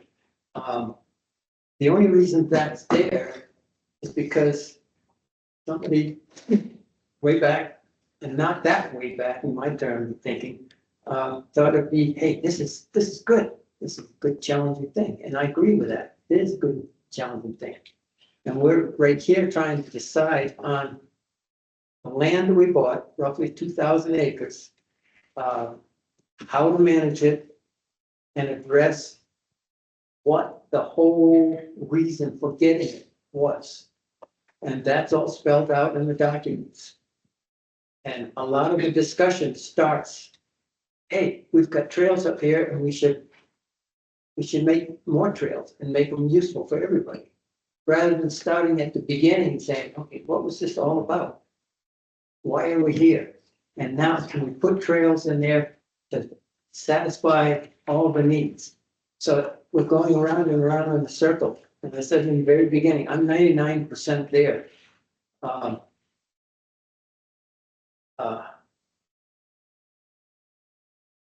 If we vote on the January 27th and say that's the way we want to go, I will certainly, as an individual, write my opinion about that and share it with the council. Just like everybody else can. If we decide to go with the plans, the current plan, thank you very much, then the same thing will happen at city council, where the community that does not think it's meeting the needs of the community, and using community people like it's everybody, have their right to get up there and say, this is what I think we should do. So I guess what I'm hearing is 1, 2, 3 are for moving the current plan forward, which would put it in the realm of communities that would like the 27 plan to go to the city council and argue their case. Well, we can give that plan, we can give the current plan to the city council along with the most recent feedback from the public. Right, because that's the plan we gave to the public, and then here's the feedback that we got from the public. I guess I have a problem with is that the feedback that we got, Yes. knowing that the Mountain Bike community was, wishing for more. Was that feedback enough to warrant an amendment to the plan as we had it? I personally don't believe it is, because I still think that the original plan, the current plan, served the greater community across the board. So to say that we have, there's other people that were other users that maybe would have had other ideas to reduce it further or whatever their input may have been. Mm-hmm. We didn't make those changes. There's a group that is more organized and louder, and yes, we've listened and taken it into account and tried to balance it with the work that we've done to date and all of the documents and things that we are trying to balance and work on. So I think that's where I get stuck is, you know, was that dissatisfaction by one user group enough to amend the plan? Well, yeah, I mean, I think again, we gotta make sure, like, I totally understand where it's coming from, but we have to make sure, like, I don't think we can say one user group, I mean, it's hard to look. No, I agree, but I mean, that's what, you Yeah. know, we're calling it that we're adding mountain bike optimized trails. I mean, I Okay. just, you know, Okay, yeah, I have some comment in terms of, again, back to the current plan is based on the public, that's really just what they want and such. I understand about the expertise of these or the Forest Service mountain bike thing and such. But remember that we are just give it the recommendation to the city council. I agree with what Bruce said earlier. It's easier to add comparing to take it out of that. And that's why I rather have it in terms of current plan, because the city council could say it. And the group, the public basically could come and say, hey, I don't like this. And city council could listen to that and maybe could bring it, send it back to us to make amendment of it, so. I just want to ask, we not discuss that this was going to be sort of a living document. I mean, that it would have reevaluations at certain points in time in the future, especially if there were things that were brought for us. I remember a discussion, whether that became a guiding principle for us, I don't know. We did talk about it. I think where we landed was that the way we would take this forward, the city council would be adoption by a resolution. And our decision to go that route was because there's so much public interest in planning and seeing where trails go. So it would require us to go back to council to change it. Rather than like having the ability to retool it like interest. So any like major changes would have to go back to city council. And that is like if we're adding a new trail line or something like that. Now, the lines of the map are still somewhat conceptual, so they might like be tweaked a little bit here and there, and that will be written in the resolution, but we'll be able to do that. but additional mileage of 1.5 miles or something like that will have to go to city council in the future. But we can give them the current plan with the new public input, because I don't want to say we haven't responded to it, but we have, if we don't make any changes to the plan, then we have to let them know that we got public input and This was, I mean, they could interpret it as they wish Exactly. as well, yeah, you know? yes. Or we can all try to persuade each other to adopt January 27, 2025 plan as being the result of the public input and give that to city council, but I hear a lot of hesitation from some of the commissioners on adopting trails that we then can't remove. It is, I think we need to make the city council's job as simple as possible. Thank you. Yeah, how's that? They would like to know what, they don't want to probably take the public input and interpret it. Can you talk to that? Well, I am new to the council, but hearing this very comprehensive discussion this evening and realizing that there's 3 years of a lot of public input that's gone into it, I would hope that this commission can give a clear recommendation to the council on a plan and let the city council say yes or no on what comes from this commission. Please do not give us option A and option B and ask the city council to decide, because we as council members haven't heard this 3 years of public input and all the work that's gone into it. I sincerely hope you can give the council a final recommended plan, up or down. Do we provide the council sort of the feedback we've gotten, say, from Game and Fish and other land managers or the Forest Service, or, I mean, what's the supporting documents that we provide to city council in our presentation? I think the partner organizations probably don't care whether it's option A or option B for tonight's discussion. This commission has listened carefully, and the staff have come up with a plan that tries to balance conservation with recreation, tries to balance hikers and runners with mountain bikers and horseback riders. From my brief experience on the council, if you give us too many options, we'll get all tongue-tied and we won't be able to come up with anything. If this commission can give a clear plan to the council and advertise it in advance so that the public knows that it's going to be a council agenda item, people can come to the council and give their 3 minutes input. And then the council can decide yes on this plan or no, send it back to the Open Space Commission for more work. I hope I'm not oversimplifying it, but please do not give us a plan that requires the council to try to balance conservation with recreation. That's beyond our capability, I think. Also, I think the purpose for us to be here is to provide them with a clear recommendation. Just from what I understood of being here tonight, that's the purpose for us to be here.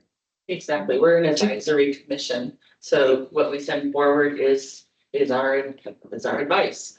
And our recommendation, and I often follow cases that come before us here or come before us in planning and zoning as they get to city council to see how they, listen to it, adjust or not adjust, and I think Councilmember Spence has stated it perfectly. It needs to be simplistic so they can work with what we give them. Thank you. Commissioner Yes. Commissioner Runbeck, is that right? No. Me? Joyce. No. Who's? The commissioner only showed up to like one meeting and she stepped down, resigned. In the agenda. Yeah, And it's commissioner. company. Yeah, volleyball. Oh, okay. No worries. You made a good point, which actually kind of supports my feeling about the newness of January 27th plan.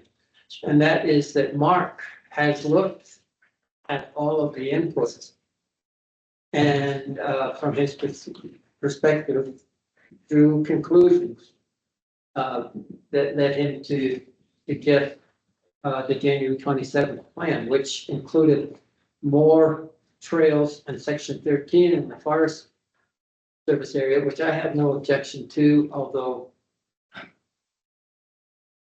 it's a really nice area there. And it is a transportation area for the elk, I know. But it also adds 326 to the whole deal.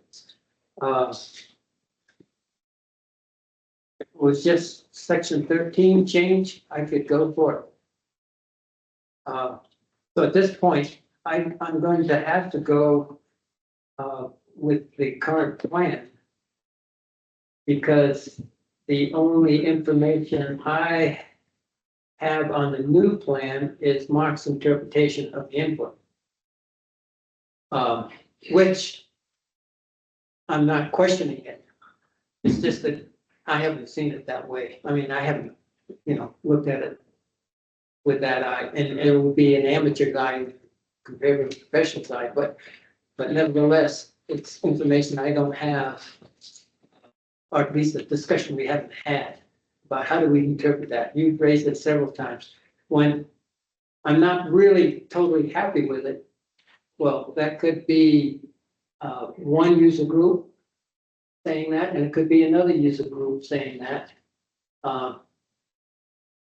So it's not really giving us any more of input other than the middle road, and this way, if you add that up, positives. Supporting the current plan. It is higher all the way along for all of the goals, if you take it that way. But I realize there's statistics in there that we can't unravel. I can't. Mark just spent the time looking at it. And I'm in awe of your expertise. And so I'm not questioning it. I'm just saying that I need to look at it too. Okay. I think we'll take Commissioner Joyce's comments, and then I think I'm gonna ask for a motion. I guess I have a couple of comments, questions in slide 13, where it shows all the different responses to the questions during the last public comment period. At one point, Mary, a moment ago, you, in your statement, said that you just didn't see the fact that a specific user group showing up and being very vocal about their opinion as enough to sway your own personal opinion.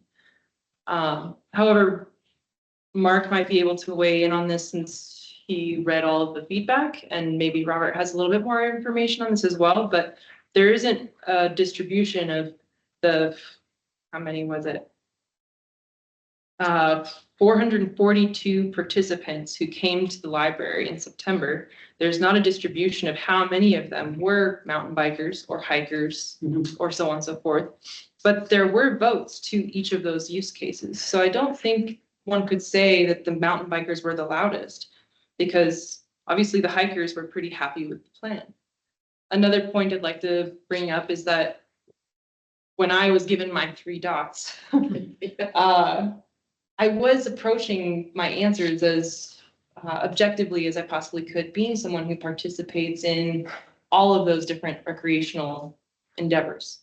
So I was, when thinking about the question, am I happy? Do I think that it achieves this plan? I was thinking in my head, well, it kind of sucks for mountain bikers, but it does achieve what hikers want. So I often put good, but ... because I was thinking about everyone, not just my own personal use case. And I think that probably goes for a lot of people who were in attendance. I'm seeing some nodding of heads in the people in the audience. That was how they were approaching answering these questions. Yeah. So I think dismissing the fact that people expressed their opinion in Mark's obvious interpretation of those comments was the plan proposed for January 27th. I think that accurately does reflect the opinions of every user group who showed up in the most equitable manner.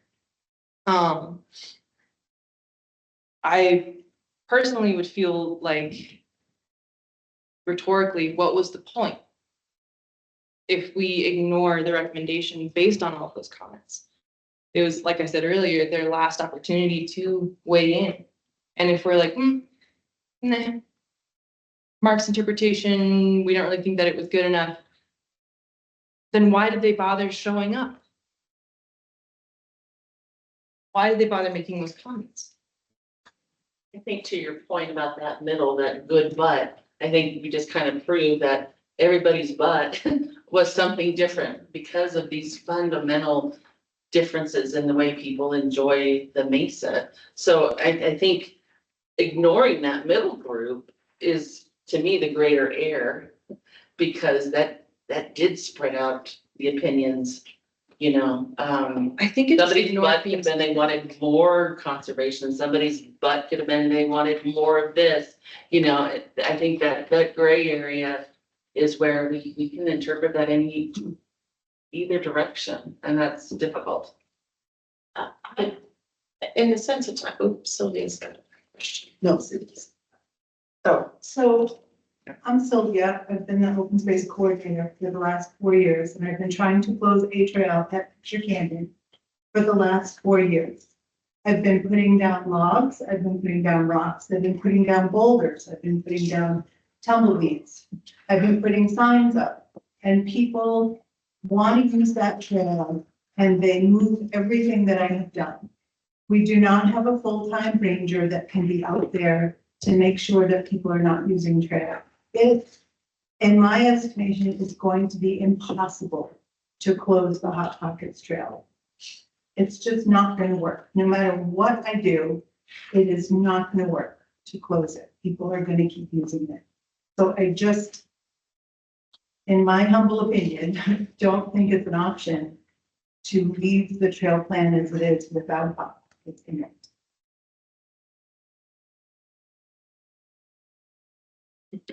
thank you. That's a practical comment, and I've also tried to keep four-wheelers from going up the old Weatherford Trail. I continually pull boulders and rocks and everything on it, and they continue to use it. But I'm not gonna give up. They shouldn't be using that, it's blocked off. So I give you that practical argument, but it's also back to what I was saying.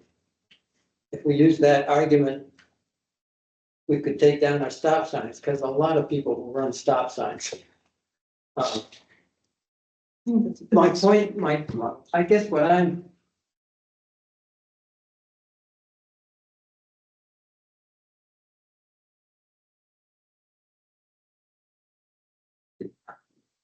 I admit, all this discussion about 50 yards trail is crazy.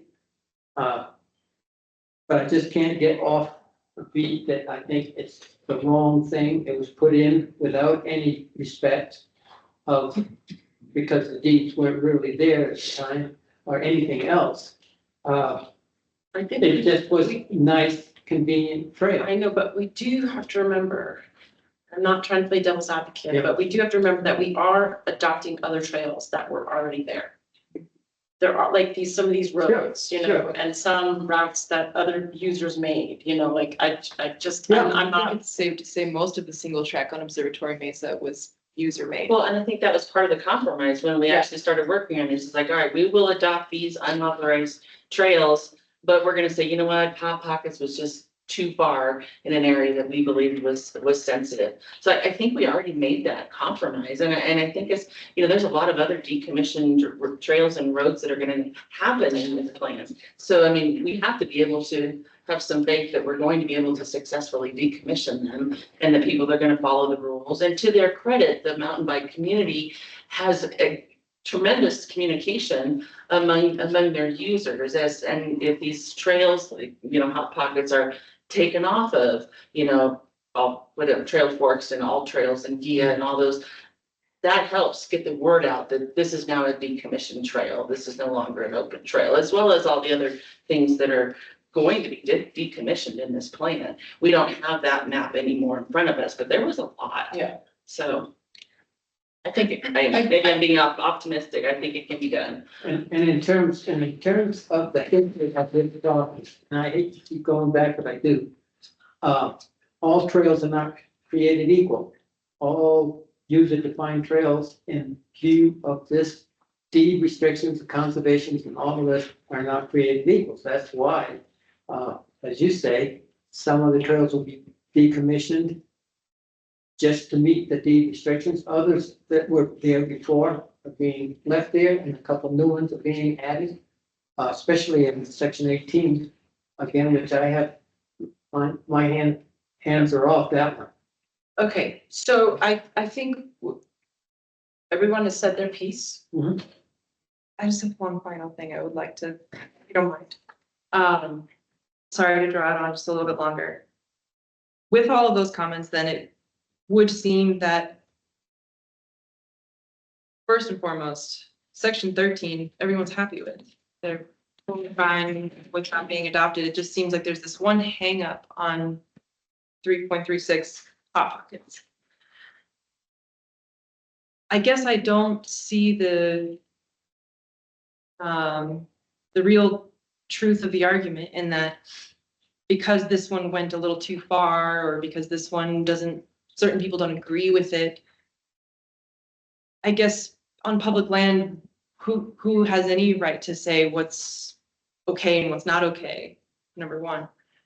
The Forest Service managers and the state park managers and Game and Fish have all said they see no issue from an ecological conservation mindset. There's nothing wrong with this trail being there. It doesn't violate anything. And upon being adopted, like Mark said, there are certain parts of it that could potentially be changed to make sure that it doesn't cause any erosion issues. So therefore, that's the recommendation that we should be objectively giving our recommendation to the city council on, is that the people, like I said earlier, whose jobs it is to do this professionally, have told us there's nothing wrong with it being there. It's no different than any other social trail that exists on the mesa. Yet somehow everyone's very hung up on this one particular short, less than a like 0.2 of a mile long trail. It takes someone a minute to descend on a mountain bike, but we're okay with all these other ones over here. It just seems like we're more on principle objecting to one specific trail. And if you're going to use the same arguments as earlier that, oh, it's going to be really hard to get rid of the trail, people are going to continue using it, and you keep on maybe dangerously putting things in the way as people drop into the trail so that they crash, hurt themselves. That's, if you want to follow that line of logic, then people are just going to go and build another trail somewhere else that you don't like, that you disagree with, that causes more erosion, things like that. People will continue, like you said, if you build it, they will come and they will use the trail that was provided. They won't continue building social trails elsewhere that might cause more damage or issue, or violate people's property lines, or insert conjecture and emotional argument here. So I think if we are objectively going to give our opinion on the plan that was professionally interpreted from public comment by Mark, and then also assessed by the land managers whose job it is to do this in a scientific and objective manner, I don't see why we're so hung up ethically on Hot Pockets. It really doesn't make any sense to me, especially considering that right above it, 3.37 is another trail. I would say I ran 3.37 2 Sundays ago. It's a beautiful trail. It goes right along the edge of the mesa. That was a trail that was put in along with the trail that it attaches to and goes into Lowell property. It was well designed, so I think it wasn't just a social trail. I think it was designed because it's very good. But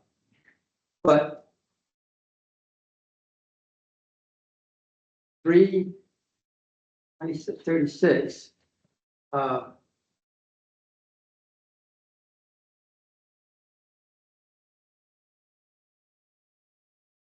You make good arguments.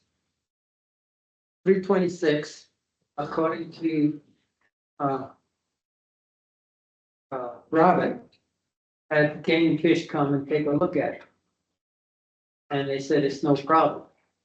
I'm wondering if Game and Fish read the easements and the conservation documents and so on. Or whether it's just from the. They're looking at it from wildlife, ecological. Wildlife, Yeah. And then back to the parks thing.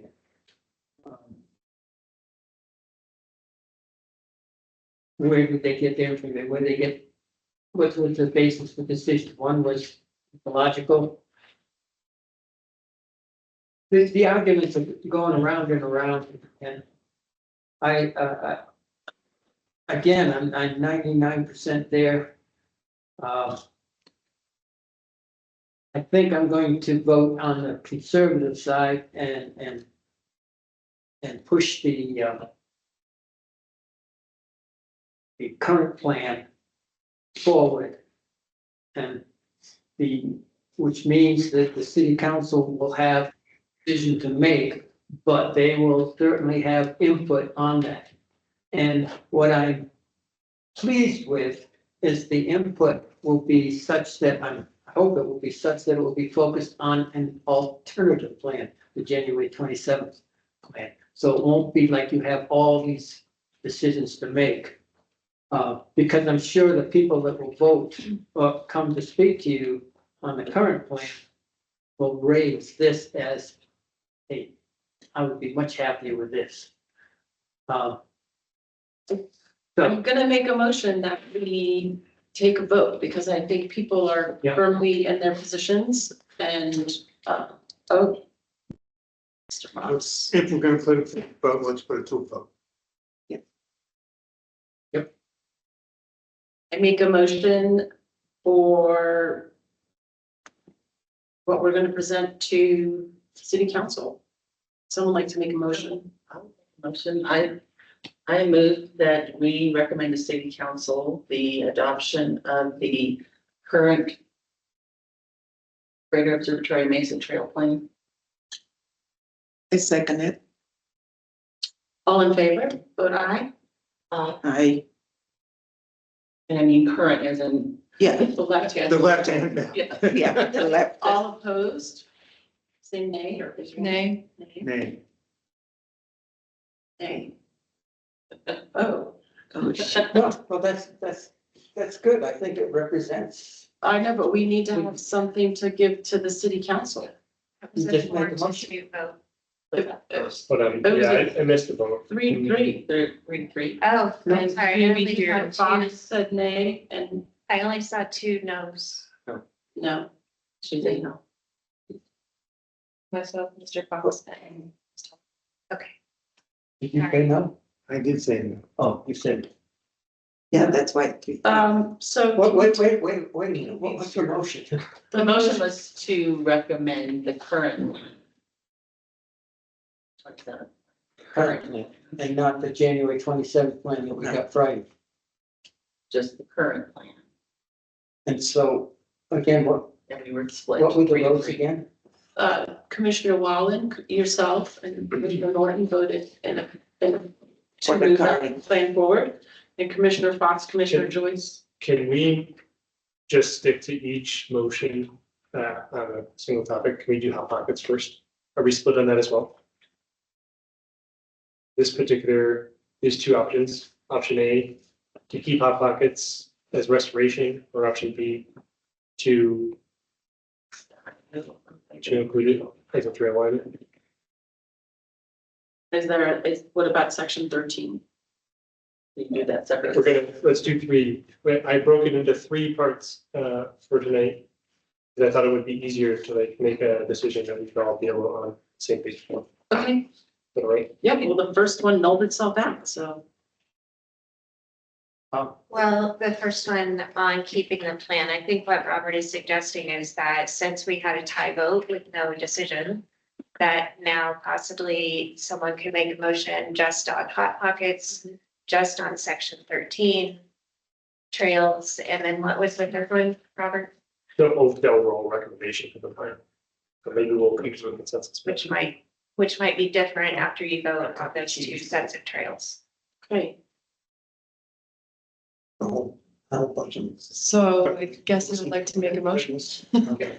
learning how. there's a little discussion going on. Oh, sorry. Yeah, let's all pay attention, please, because I'm trying to get this in our notes. Discussion point. So what we're gonna do now is make, Yeah,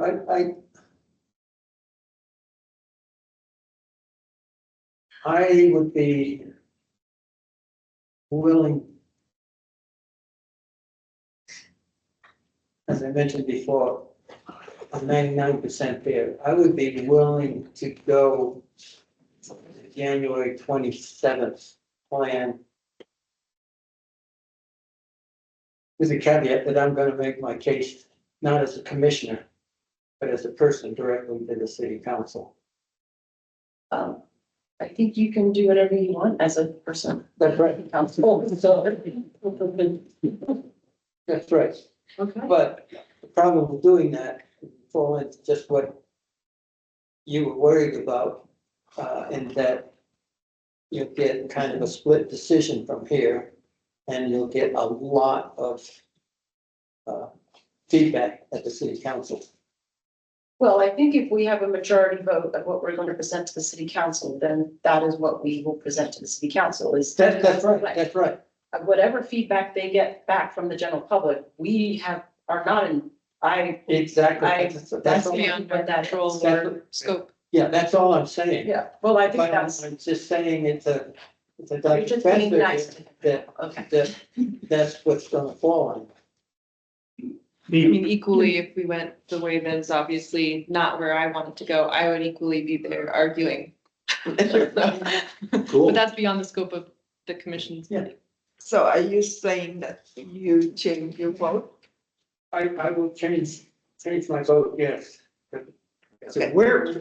I'm a little confused at what we're voting on. Well, that's why nothing has been said. So Robert, because our first vote reflected in a tie, which means we didn't have anything to do with the city council, Robert suggested that we first vote on either adopting or not adopting, either adopting a decommission of Hot Pockets or adopting Hot Pockets.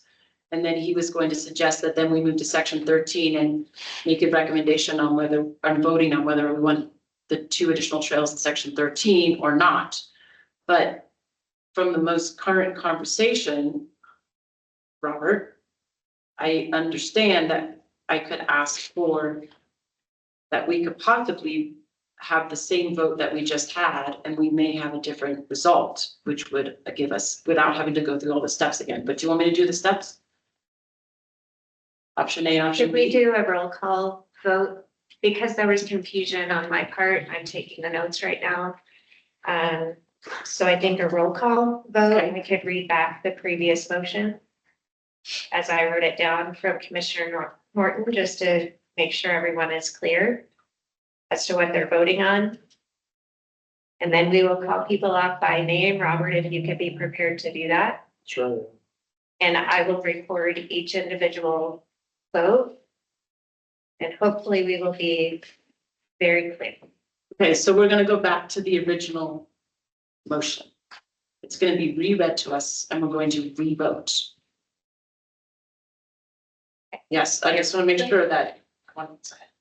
Okay, so The original motion was to recommend to city council the adoption of the current Observatory Mesa Trail Plan.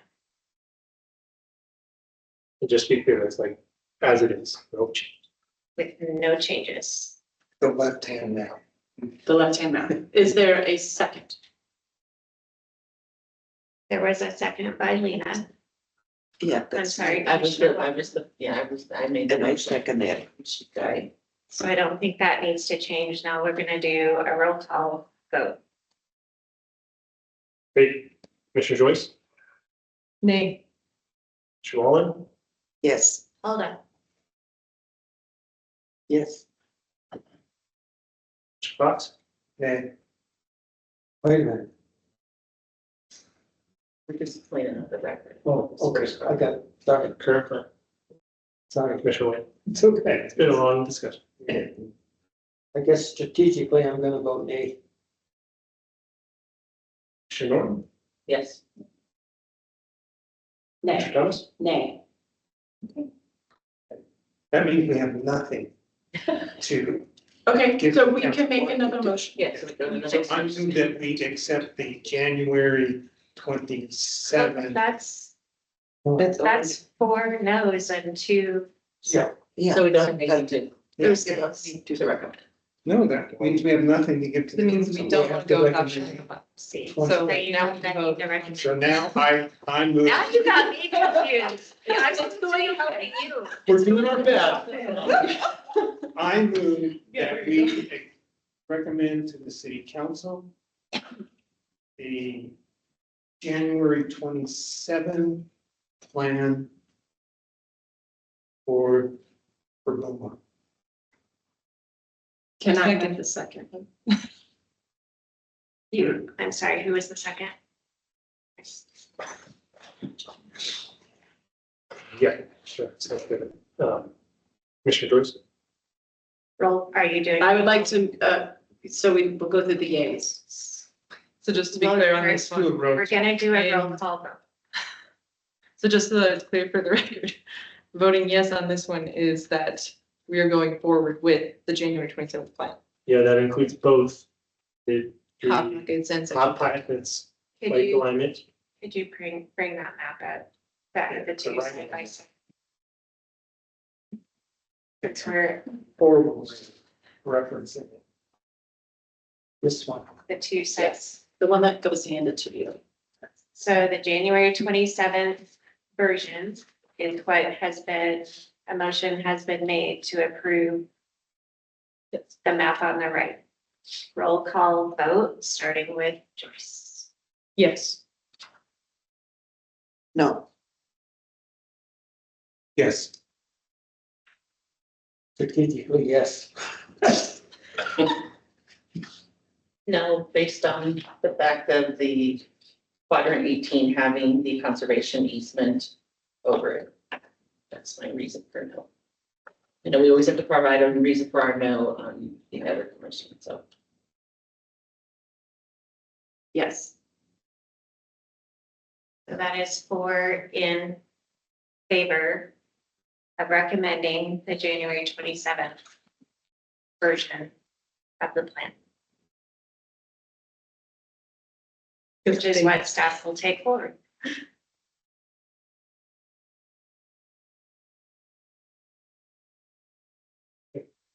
And I think we are well beyond our typical timing, and I would suggest, similar to city council rules, that we suspend the rest of the agenda. I think that's a great idea. So let's suspend the rest of the agenda for our next meeting. We'll get a new agenda out for that. I really, really want to compliment this group and everyone's position, and it's admirable. Like the way it started out as chair. Nice work. So can I have a motion? I'll just make one reminder if I may, your February meeting is your joint meeting with the Parks and Recreation Commission. That agenda is set, it's mostly budget, and then a couple of items that intersect with both commissions. So the rest of this agenda will be as part. Is it going to, and just, can I just ask one question about that? Because that's our meeting of the Open Space Commission, and we did not have time tonight to review how we supported spending funds. Is that a necessary thing for us all to have reviewed and know about before we meet with the Parks Commission? Like, should we all understand where we're coming from as a commission before that? What we were going to go over tonight was how your votes came out. Yes. The priority exercise that Sally was provided to you in the agenda documents. So yes, I would recommend that you review that. We can also review it before we dive too deep into budget at the next meeting. Okay, so can everybody please make sure, yes, thank you. Everyone's a great person on this commission, but I just want to make sure that we know that what we voted on for that expenditures, because that's what this meeting is going to be with Parks and Rec. So, can I have a motion to? So moved. What is it? To adjourn. To adjourn? Second.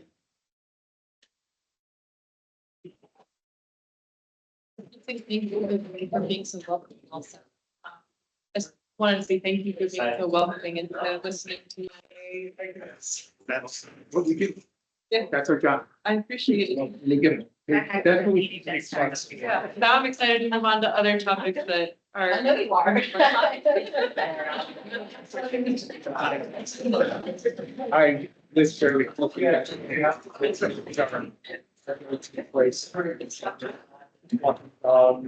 I honestly have been there so few times. Oh, thanks. I've never done that.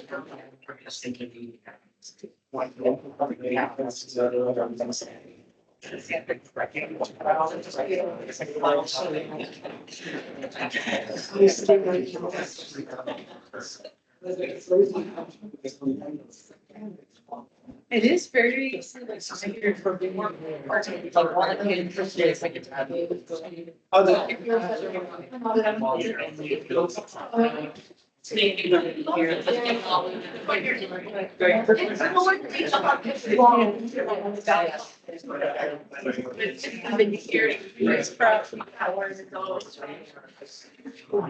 Appreciate that feedback. Well,